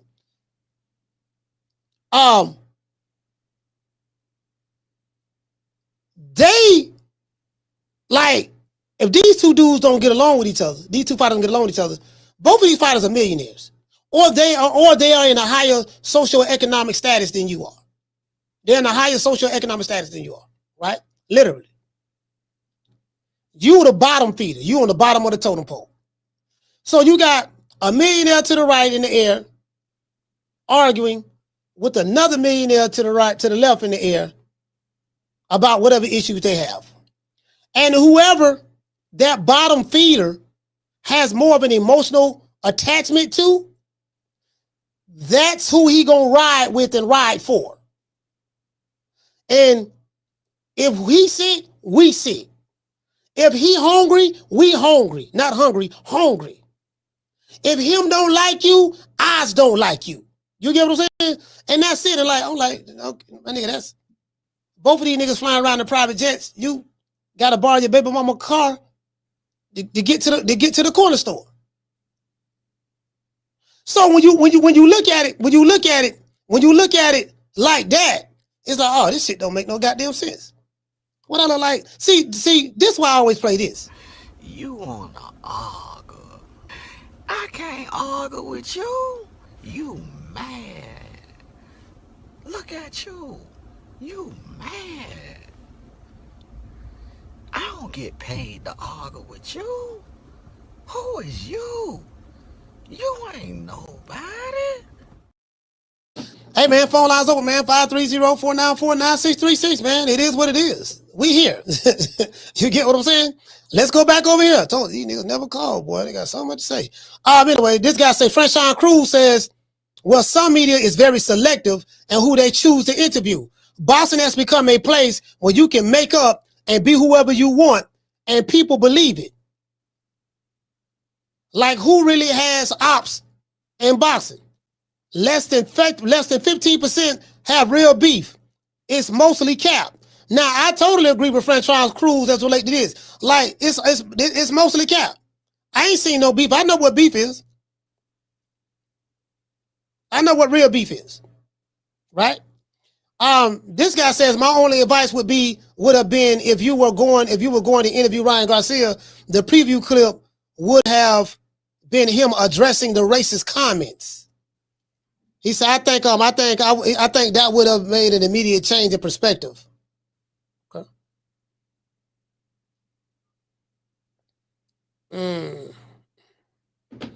Caller, what's your name? You calling from? What's up, Coach? I'm one for the BX. N1, talk to me. What's up, baby? Yo, shout out to you and Ring IQ. Y'all both did a good piece on the issue with Shakur and Two-Tone Superstar. I watched it, right? I was arguing with some of my friends about the money these boxers make. I'm like, bro, I don't care if they make $1 a piece. I just want to see the fight. Like, the money ain't coming to me. The money ain't going to y'all dudes. What the hell do y'all care? Well, you know what I'm saying? Well, you know, what the media says or what they get paid, bro. We boxing fans, bro. We just want to see two dudes punch each other in the face and do it with style and you know, what we like, you know? The sweet science, that's what I like, you know? And I guess that's what you like too. But, you know, everything else is bullshit, Coach. You know, we talk about it. I'm glad you talk about it. I'm glad, you know, Ring IQ. But these boxing fans is crazy, bro. The boxing fans, all these dudes, man. But shout out to you and Ring IQ, man, for keeping it real all the time, bro. And keep doing your thing, man. Absolutely. I think boxing is getting a lot better anyway, even in America, man. Yeah. Because there's a lot of young fighters that are coming out of America. Yeah.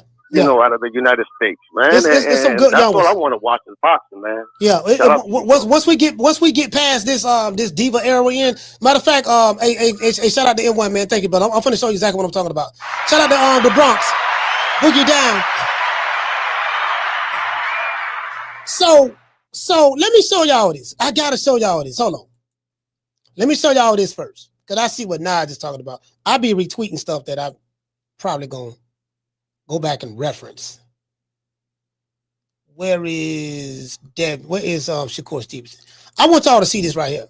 Shakur says right here, he said boxing media is terrible. If y'all have an issue with the fighter not giving you an interview, you gonna go abuse your platform to speak down on his name. This is why bigger name fighters barely want to do interviews with y'all. Now, of course, Shakur Stevenson is addressing people who he may be addressing this to. Boxing media is terrible. I can agree with that for the most part. He says if y'all have an issue with the fighter not giving you an interview, you're going to go abuse your platform to speak down on his name. Now, this is true, but there's a flip side to this. This is true because, as I told you, as related to Terrence Crawford, the reason why people like Fred Barbershop Conversation, because this when he was with the LWBC, him and those guys over there, they hated Bud because they put the narrative out there. Oh, Bud don't want to do interviews with black media. So he's a Toby. He's a top ranked Toby. This and that. They did that. Like they went on the dismersification campaign, and they pretty much just dirted the man's name up. They did that, right?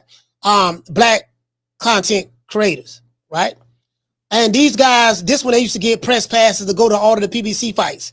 So these are the same niggas who talk about the code. So like these dudes ain't on no code. What happens is people are familiar with the term code and they're thinking they don't know what the code is because this nigga's interpretation of the code has nothing to do with what the code really is from Neely Fuller. Their code is, nigga don't want to give me no interview, you know, yada, yada, yada. But these same dudes, they married to non-black women. They defecate on any black fighter's name who don't give them an interview. So Shakur is right about that to a degree. They'll big up one black fighter, being black themselves while defecating on another black fighter. That's what they do. They hate that black fighter with a passion, but these the same niggas that go around talking about something, you ain't no code. True. You can't make this up. And I told y'all about the street code. There is no code in the street. I don't want to hear no street nigga talk about no code. What code it is in the street? Thugger snitching, he did a total 2-hour interview with the detectives after they told him, look here, baby boy, you know you got a right to remain silent. You do know that anything you say can and will be used against you in the court of law. Now you sure you ain't got to talk to us? Are you sure you want to talk? Yeah, I'm sure I want to talk. And then he talked for 2 hours, but he's supposed to be double OG, triple OG with the skirt, fingernail polish, dress, high heels, and lipstick. True.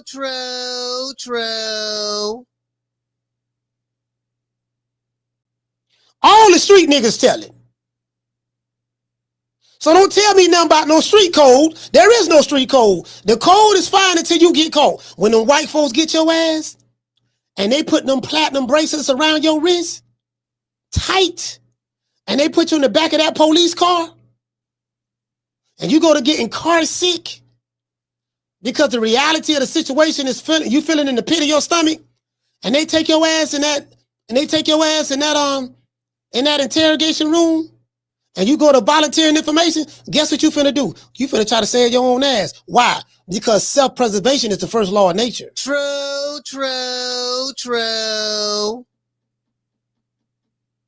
So it definitely ain't no code in, like it's all a joke. I tell y'all that this shit ain't real. I told y'all this ain't real. This is just social media. This is entertainment. That's all it is. This shit ain't real. Ain't nobody beefing with nobody. Yeah, nigga may make a video or two talking shit, but other than that, that's it. You don't hear nothing about nobody getting shot, stabbed. Well, I ain't gonna lie, that's not true. That tank fight, somebody got shot at tank fight. I think that was when he fought Rolly Romero in New York. But I think that was a Tekashi 6ix9ine issue or something of that sort. I think they said Tekashi 6ix9ine was there, whatever. But people, it might be a fight or two in the fight, but so it depends on which fight you go to. You get what I'm saying? So, because certain fighters, they may attract a certain element. Tank fights, he'll attract a certain element. He got the YNs, the the homo thugs, this and that, this and that. He got, and then the old niggas who really, really love him and stuff like that. But he got a certain element. They gonna come, they gonna show out. He got the some of the social media guys as well. So he have that, right? Certain fighters, they draw a certain element to their fights. That's just the truth. I've been to enough of them. Certain fighters draw a certain element.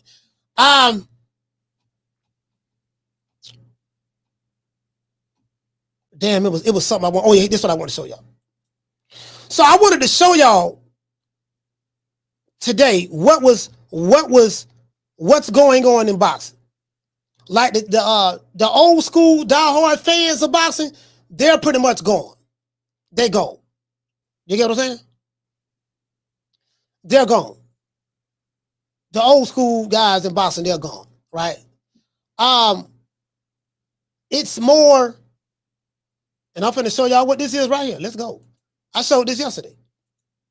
Let me blow this up a little bit.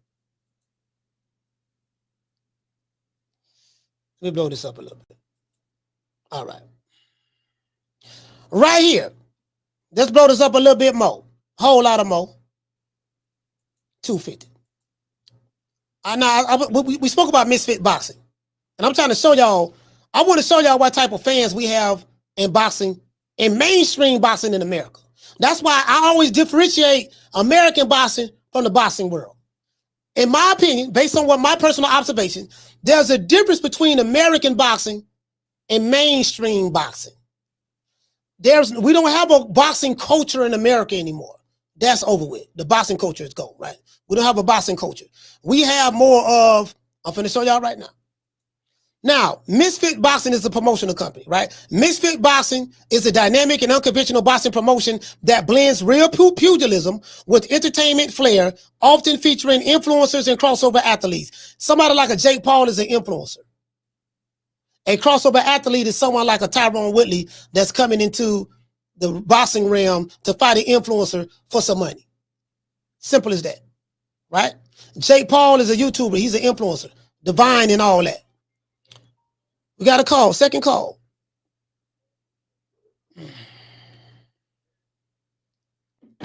Caller, what's your name? Where you calling from? Coach Malachi, what's going on, man? Manny from B-More, bro. I called before. What's going on, man? I've been watching. What's your name is? Manny from B-More. Manny from B-More, talk to me. What's going on, brother? Man, what's the topic, though? What are you talking about? What's the topic, though? If there's no real topic, I'm going to talk about Yaron and his training with Canelo, if that's cool. The topic is can Brian Norman overcome Devin Haney's championship experience? That's what we've been talking about over here. But I'm going somewhere with something else now. I'm finna talk about the actual fans that's in boxing right now. So that's what I was going to right now. Okay. I think as far as that, I think Brian Norman got it. As long as he works on cutting off the ring, because Devin Haney's obviously going to run. That's just like anybody can tell. Like a blind person can see that Devin Haney's going to run. So as long as he works on cutting off the ring, yeah, I'm going for Brian. I want to bet on him as well. You think he? But why you think he gonna run? Because you seen what that dude did in his last fight. I mean, I get what they're saying, that the dude is like not that big of a product, but still, man, even the dude Santayin, that dude was undefeated, and he trained with what's his name, Robert Garcia, and he's a respected coach or whatever. So, I just see this guy like too fast, too explosive. Yes, I get that Devin Haney has the experience point, but like I said, as long as Brian Norman works on cutting off the ring, I think his power and stuff is going to overcome Devin. We already seen what Ryan did to him in the past, bro. Come on, man. What we talking here, bro? Well, that's why we had a fight. Well, I mean, we'll find out. I mean, Brian Norman doesn't have the experience that Devin Haney has. Me being objective, he doesn't have the experience that Devin Haney has had. The type of fighters that he's fought in, the Jorge Linares, the Jojo Diaz, the Vasil Lomachenkos, the Regis Prograis, the Jose. Who else he fought? I said the Jojo Diaz's, George Cambosos, and he's fought. He doesn't have that type of experience right there. Might be another fighter I'm missing, Gamboa and stuff like that. And then he's trained with, the Mayweathers, Sugar Shane, Mike McCallum back in the day when he first started boxing as a pro, and Yoel and Zab Judah. So that right there, Right. Some people may look at. I get all that. I get all that. I get what you're saying, Coach Marita. He has the backings and all that, and I get it.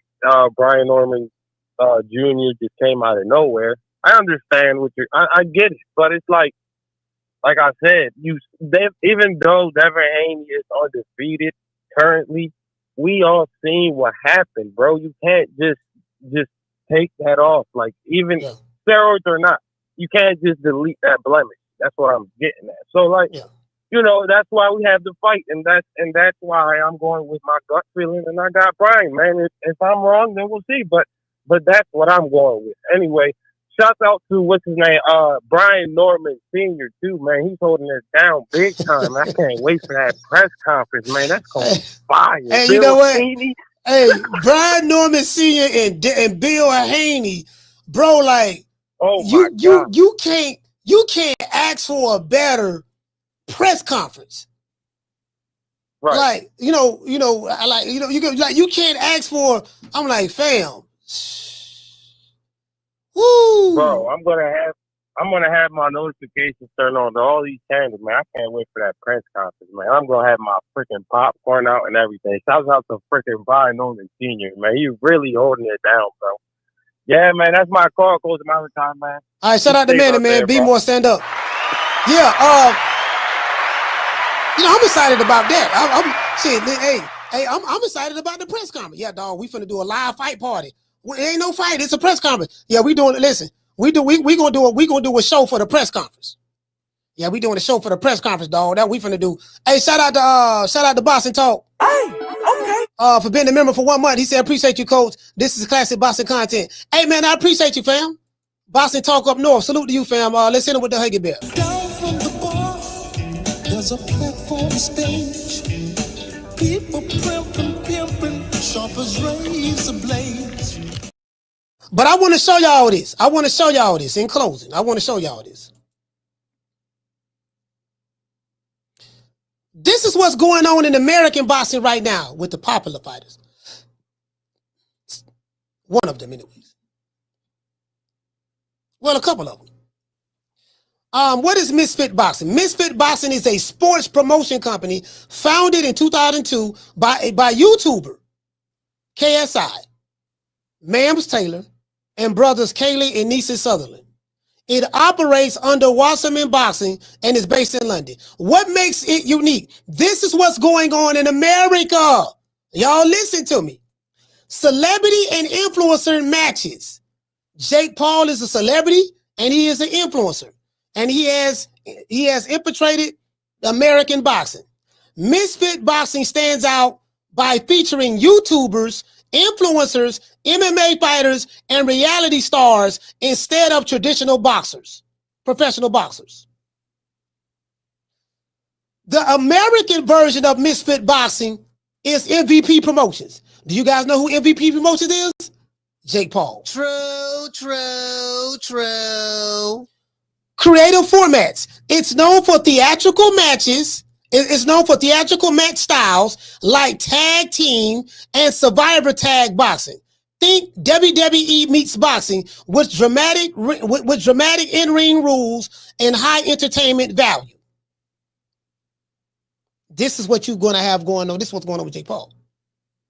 Media partnerships. Since its inception, now this what I'm interested in. Misfit Boxing has maintained a multi-year exclusive broadcast deal with DAZN to stage pay-per-view events. Do you know who has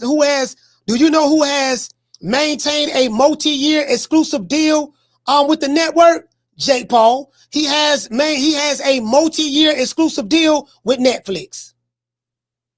He's fighting people like Mike Tyson. And he's putting real fighters on his undercards. He's fighting bare knuckle champion Mike Perry. I was at that fight right here in Tampa. It was sold out. An all Florida undercard. It was sold out. I was there. Wasn't no fight, no shooting, no nothing. When it was over with, everybody was happy and left. And now he's fighting Gervonta Tank Davis.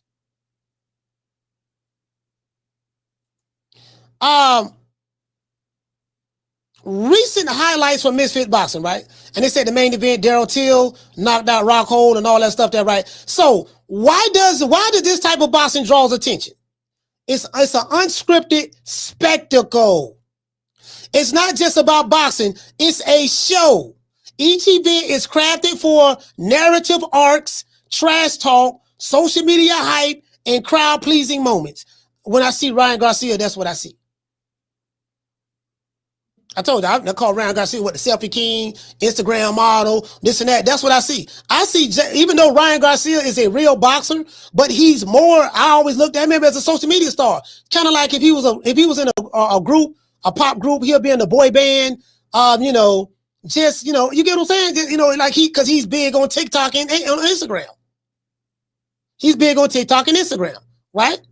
So that's what we have. We got a guy who is the master of crafted arcs, trash talk, and Jake Paul, social media hype, and crowd-pleasing moments. He's the master of that. Cross-cultural appeal. The promotion continues to ride the surge in interest for influencer boxing, combining traditional combat sports with digital celebrity culture. We looked this word up yesterday. This is what's going on in American boxing. Digital celebrity culture. Let's break this down. Misfit Boxing is a hybrid sports entertainment platform. Replace Misfit Boxing with MVP Promotions.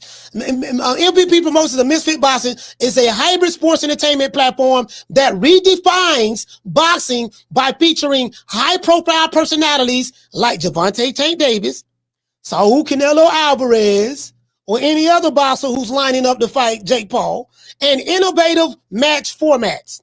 It brings spectacle, drama, and dopamine-pumping moments to fans, especially in this ADD era, making it a standout in modern combat sports culture. Remember I told y'all the boxing culture in America is gone? This is a different culture now. This is modern combat sports culture. And what is that? It's what you have digital. This is the digital celebrity culture. That's what's infiltrated American boxing. Now, let me show y'all this. In closing, let me show y'all this. Let's go to Google. Because I just want to look this word up. Digital celebrity culture. I read this yesterday. Because I want you to understand these are niggas you arguing with online. These are dudes that's hiding behind avatars and chats. But you know what I mean? These are dudes, this is who you're arguing with online.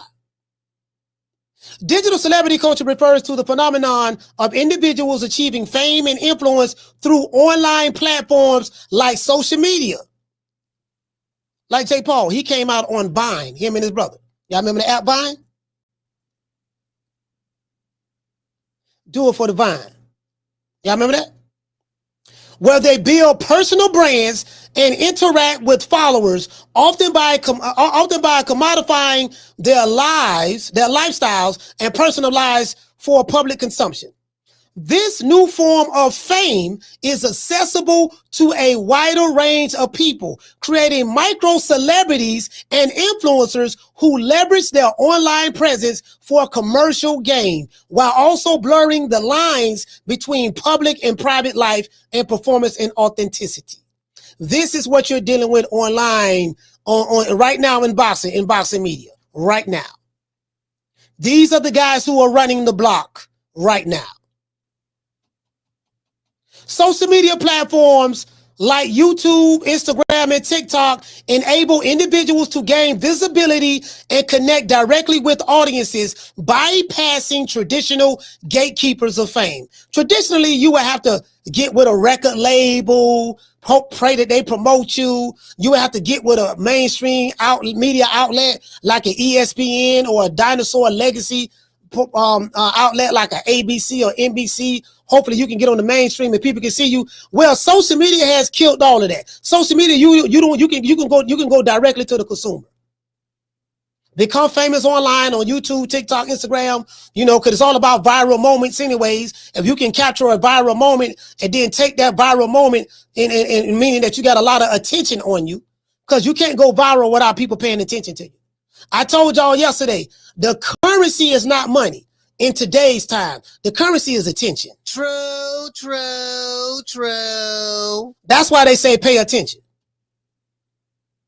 You got to pay. If you're giving you're giving somebody your time, you're paying them with your time. That's time you can never get back in your life. Personal branding and lifestyle commodification. Digital celebrities often build their careers by presenting curated versions of their lives, turning their personal experiences, moods, and attitudes into a marketable commodity. Accessibility and democratization of fame. Digital tools lower the barrier to entry for becoming a celebrity, allowing ordinary people with compelling stories or unique content to gain a following and influence their communities, within their communities. Rise of micro celebrities and influencers. This includes individuals with smaller but deeply connected audiences and influencers who turn their entire lifestyle into a full-time job through embedded product promotions and brand messaging. So if you're a full-time content creator, whether it's boxing or anything else, this is you. You're a micro celebrity and an influencer. Why? Because you can be a smaller individual, but you are deeply connected with audiences and other influencers who turn their entire lifestyle into a full-time job. If you're able to do this for a living without having to work with somebody, you're doing some shit. True. Authenticity versus performance. There is a constant tension between the desire for genuine, authentic connection with followers and the reality that online personas are carefully managed performances designed to maintain public interest and commercial appeal. Did you get what I'm saying? Let's continue right here. Digital celebrities share extensive details of their personal lives, which can erode the boundaries between their private selves and their public marketable personas. Participatory culture. Fandom in the digital age is characterized by active participants where audiences create user-generated content and engage directly within celebrities, engage directly with celebrities, influencing their careers and cultural impact. Virtual influencers. In closing, a newer development is the emergence of entirely computer-generated characters created with AI and CGI who act as influencers and have their own digital personas and brands.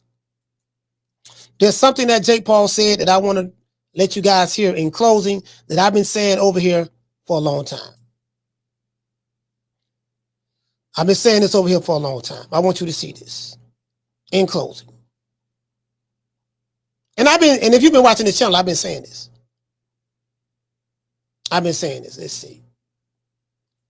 Whether you like Jake Paul or not, I don't want you to ignore the message because you don't like the messenger. Let's continue.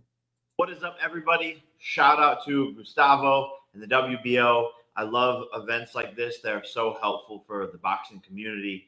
And I wanted to talk briefly about how social media is the future of boxing. Branding for fighters, getting yourself out there. A lot of promoters aren't good at promoting anymore in the traditional sense, which is why MVP has done such a good job, is because we are social media first. Everyone is on their phone at all times, scrolling all day long. You have to be in front of them. You have to make content. You have to take it into your own hands a lot of the times to be your own promoter.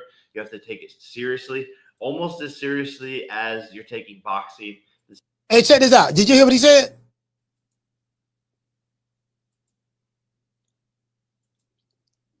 He said, you know, social media brand, when it comes to branding, you got to take it in your own hands. You got to do this seriously. Remember, I told you what my mentor told me. Roberto Blake, look him up. Roberto Blake. He said, Malachi, let me tell you something. I said, what's up? He said, if you take this, he said, I make a lot of money on social media. He said, there's a lot of people that I know that make a lot of money on social media. They do this for a living. He said, but they take it serious. He said, if you take this serious, you will be able to take care of yourself and your family for years to come. But you got to take it serious.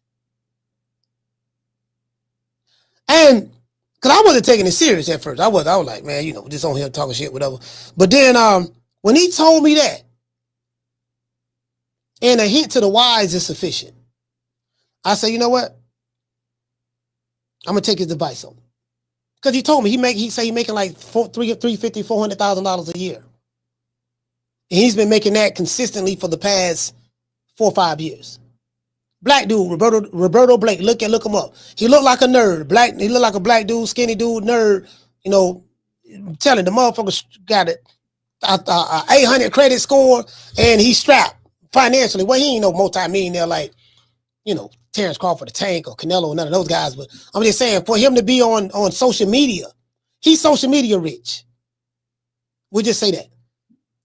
And this is what Jake Paul is talking about. And what I was saying was, if you guys been following me, I said, listen, the traditional ways of boxing, where the traditional way to get known in boxing, we gonna sign with a promotion company. Our promoter gonna promote us, blow us up, and that's how we gonna get big. Those days are over with.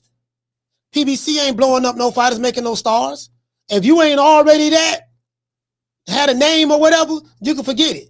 And the dudes who had a name have fell off. Most of them.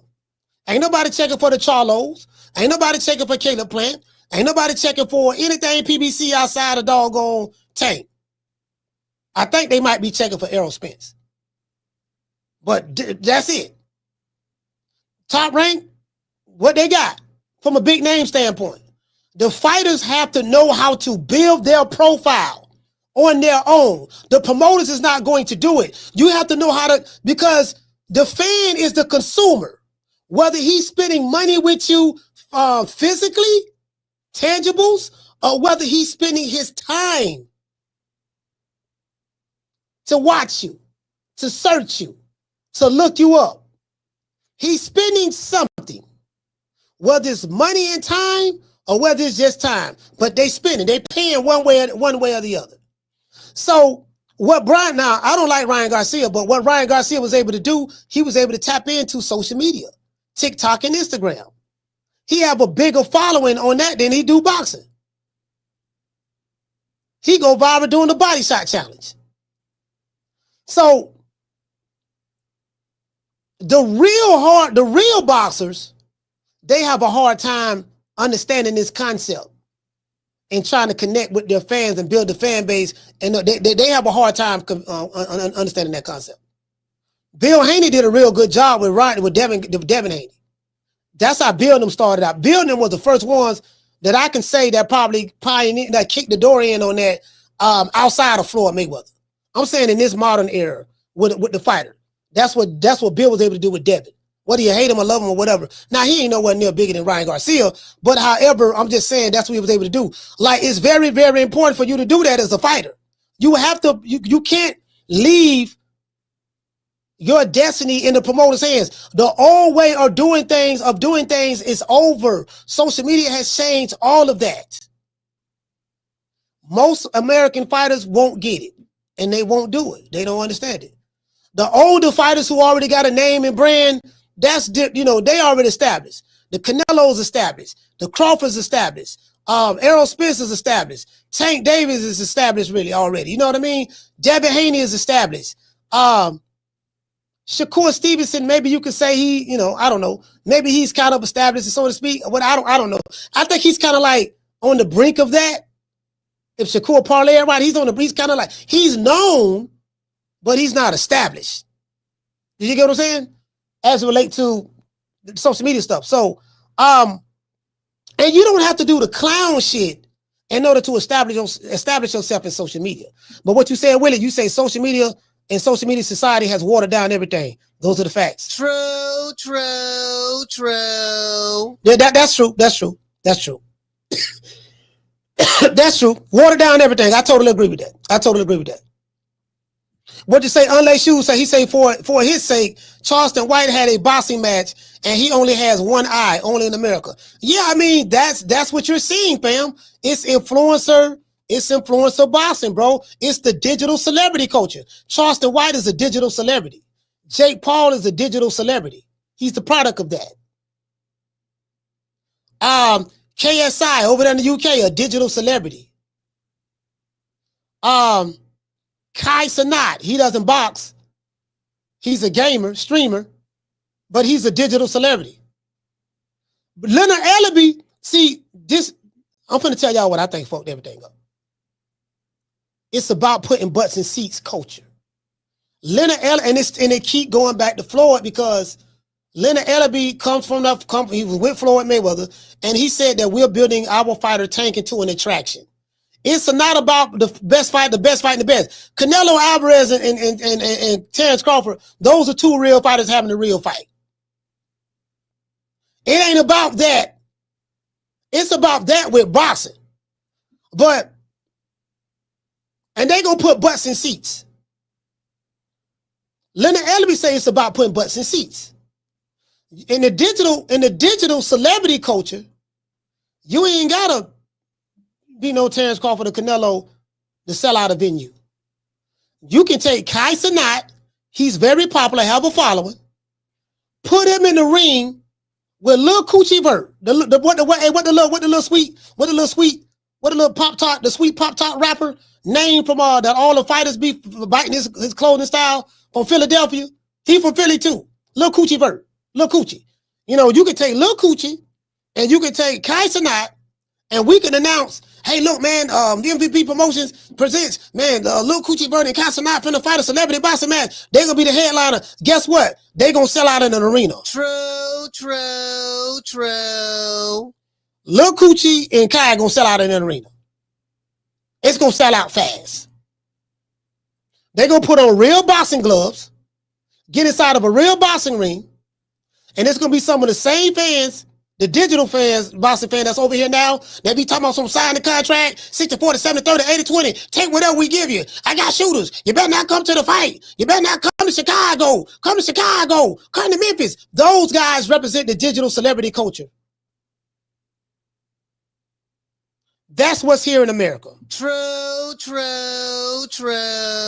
Remember what Leonard Ellaby, hey, Summer, hey, check this out. Shout out to my sister Summer November. Hey, Summer, check this out. You got to remember, hey, check this out, sis. You got to remember what Leonard Ellaby said. Leonard Ellaby said what? It ain't about the best fighting the best. It ain't about challenging yourself. What did he say? He said it's about putting butts in seats. So if you follow what Booger Ray Leonard said, what it's about putting butts in seats. Then it don't matter who you fight. Can you put butts in seats? If you are a draw and you can put butts in seats, guess what? You always gonna be able to get a fight. True. That's what it's about, sis. That's what Leonard Ellaby said. Those are his words. So, hey, Willie, check this out, Willie. So what I did, I had to look at what he was saying. Because I was hating at first. Then I thought about it. I say, damn. Leonard Ellaby was telling us all along what it is. We're building tank into an attraction. He's not fighting none of those guys. For what? Why would he fight those guys? They don't bring nothing to the table. Those guys don't, you can take all of those guys and put them all into one, and they don't equal the numbers that Tank is doing at the gate. So why would he fight them? When he can fight this ink pen right here, and he's going to sell out, and his fans going to be happy, and it's going to do more numbers at the gate than a Shakur or a Devin or a T.O. than any of those guys. It's about putting butts in seats. So when he said that, I was like, oh, it took me all this time to get it. I said, I get it now. I get it now. Hey, shout out to Q Young. What'd you say, Quinn? He said they fed up the game. Yeah, they effed up the game. Yeah, I mean, yeah, bro. I mean, bro. That's just a reality of the situation, bro. So now I understand it and get it. That's when I decided not to take my emotions out of it. But when you are put in a certain position, he should be he's able to, like me. You know, when I was in a position, I can pick and choose who I want to, because I earned that right. See, you can do that with today's boxing fan in America, because today's boxing fan in America is the digital culture. It's the TikTokers. TikTok culture has infiltrated boxing, American boxing, which made it a clown show. Instagram culture has infiltrated American boxing. The old heads, the hardcores, they're gone. The niggas you see arguing online, saying they threatening, doing all that there, that's the digital culture. They ain't, can't fight. They ball like a mug though. They tough as hell online, but that's about it. That's about it. Avatar gangsters. They gon'. You get what I'm saying? They gon'. So the reason why I read that to y'all, because I just want you to understand what you are dealing with online. So now when you in the chat and you see a motherfucker saying something crazy or whatever the case may be, that's what you're dealing with. They want attention. They just want attention. Because they don't have nothing going on in their real lives, but they are part of this, and they give their attention all these different places. They you get what I'm saying? So now that I understand what it is, it's like, oh, that's why my whole demeanor changed about boxing. That's why I say, you know what, man, well, I like Jake the Snake Paul. That's why I say, well, you know what? I ain't tripping. And I understand the game so well. Guess what? I must have done a good job. I don't have any trolls calling or nothing. Them niggas don't even call. Bro, I don't receive no death threat, none of that shit. Them niggas have vamoosed. I've destroyed because you're not going to beat me. You know why you're not going to beat me? I have the microphone and the camera, and I have a following. You're not going to outdo me, fam. You one nigga behind an avatar. Don't nobody know what you sound like. Don't nobody know what you look like. But they know what I look like, because I'm on every day. Same bat time, same bat station. Phone lines open. I'm here. I'm obsessible. You can't win. Not this battle. I'm too good. I'm too good. Good at this shit. You get what I'm saying? Kung Fu master. The 10 styles of Kung Fu. Know all that shit when it comes to this shit.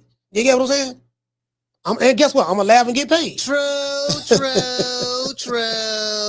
I'm going to laugh and get paid. Literally.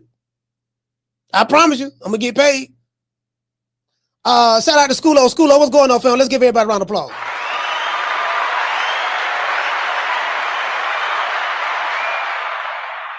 The talent, the cream rises to the top. The cream gonna rise to the top 7 days a week and twice on Sundays. Gonna win. I'm always gonna win. You get what I'm saying?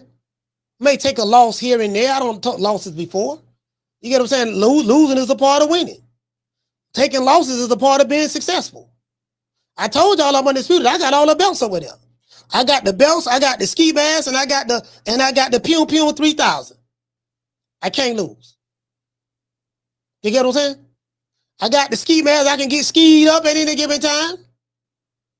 Very creative. I'm like, oh, okay. So now I'm in the vein of this shit now. Oh, I'm like, oh, okay. I see what's going on. Oh, that's how you. Oh, wait a minute. This nigga. Oh, I got him that man. Oh, he that upset with me. See, once I figured out, oh, whether they love you or whether they hate you, they gonna pay attention to you.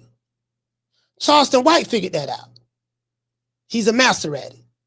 50 Cent figured that out. He's a master at it. When you got a motherfucker who hates you so much that they become obsessed with following you online, it's the best feeling in the world. True.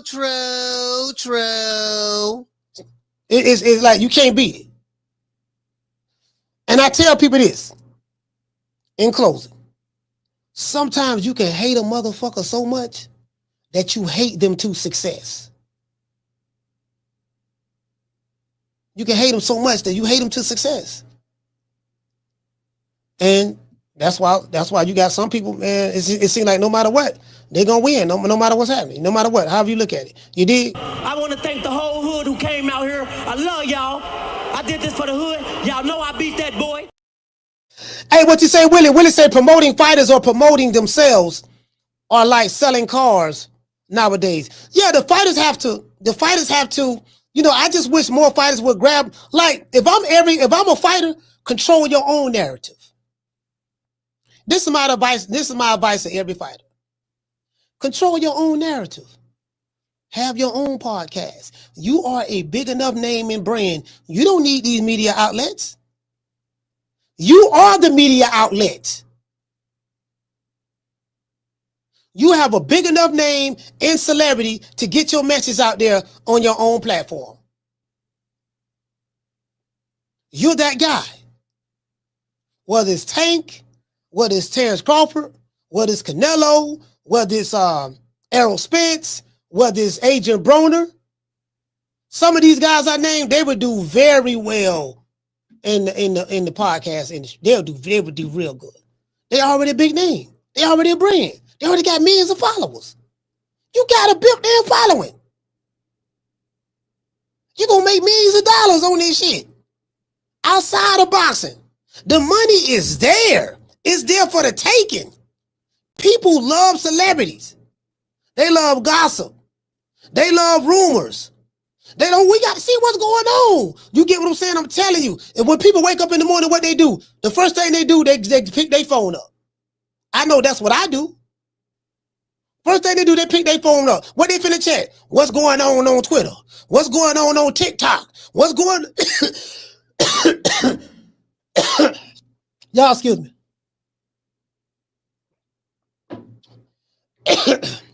What's going on TikTok? What's going on Instagram? What's going on YouTube? Did you see what's the name? Them arguing and dissing each other yesterday? Man, they got in a fight online. They were typing in all caps yesterday. Bro.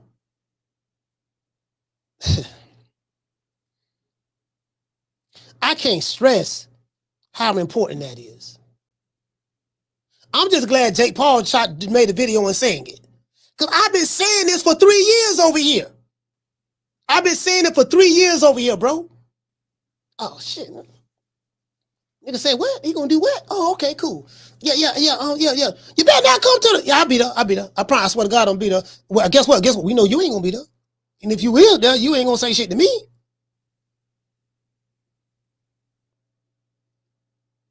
And then we go back doing show. Oh man, goddamn, man, the nigga said this and that. Man, Coach was there. Coach is on video and hanging out with this dude and that dude and this and that. Yeah, man, he back. And you get what I'm saying? So it's like, bro, it's the best game in town. So all I did was change my perspective on it. Instead of me bitching, moaning, whining, and complaining and being upset, I said, no, you know what I'm gonna do? I'm gonna just change my perspective on it. Look at it differently. And now, ever since I had a different outlook on it, I'm having fun. I'm having fun like a motherfucker. True. You did? You wish you could work it the way I do, but you can't. You're begging me not to leave you, and I refuse to let you go. I mean, yeah, that's pretty much what it is, fam. That's pretty much what it is. You get what I'm talking about? So, I mean, that's the way I see it. Facts. Shout out to Booger Ray Leonard. Booger Ray. Make it last. Make it last forever. Don't let I love me.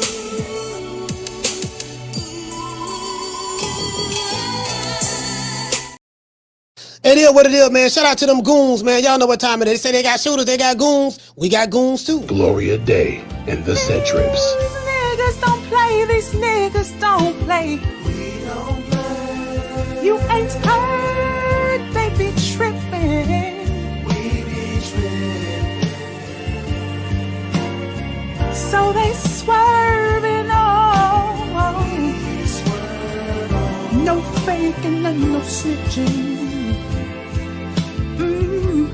And repping hard for the set.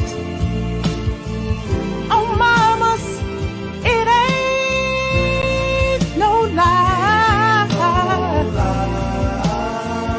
Because niggas gonna bust. Niggas gonna bust.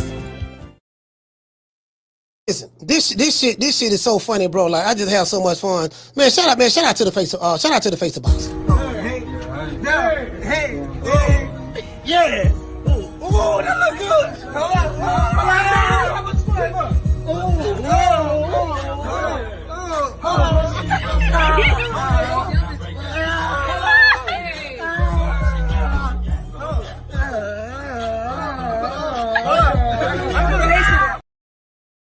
See, this is what boxing is at in America right now. It's all about the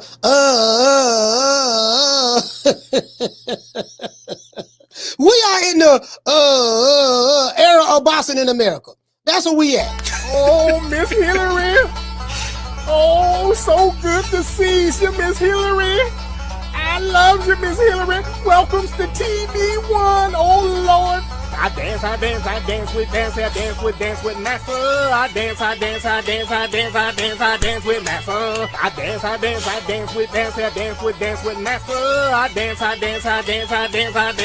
with Master. It is what it is, man. No matter what, we still love you. I still love you.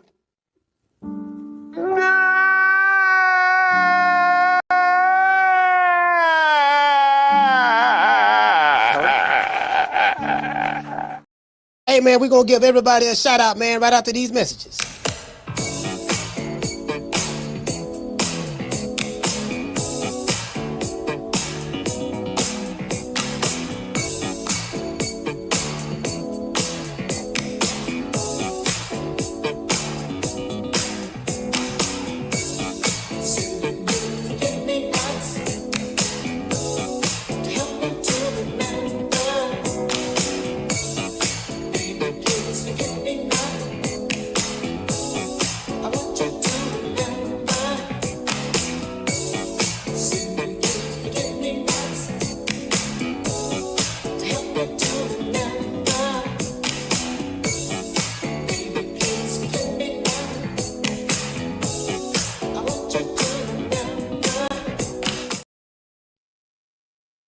Hey, man.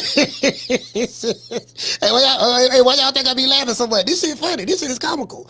Like, bro, this shit is comical. You get what I'm saying? You would be a fool. And let me tell y'all something, you in the chat. You was a fool if you scared of anybody behind a goddamn avatar. You ain't even know what the fuck they look like. If a nigga at you, yeah, nigga, I see you, shut up. You better not, bro, come on, fam. Come on. You get what I'm saying? Shout out to Summer in November. Okay. Mr. Ruben Allen. Okay. IBS. Okay. Shout out to Major Key Boxing. Okay. Lance Meyer. Okay. Bishop Bullwinkle. Okay. Shout out to De Capo. De Capo, what's going on, fam? Okay. Big C in the building. Okay. Shout out to Amani Shakur. Amani Shakur, salute. Okay. Let's see, we got Jamie from New York. Oh, we can't forget about, man. Shout out to Manny from B-More. Shout out to M1 from the Bronx. We can't forget about Mr. Brian Norman Sr. Salute to you, my brother.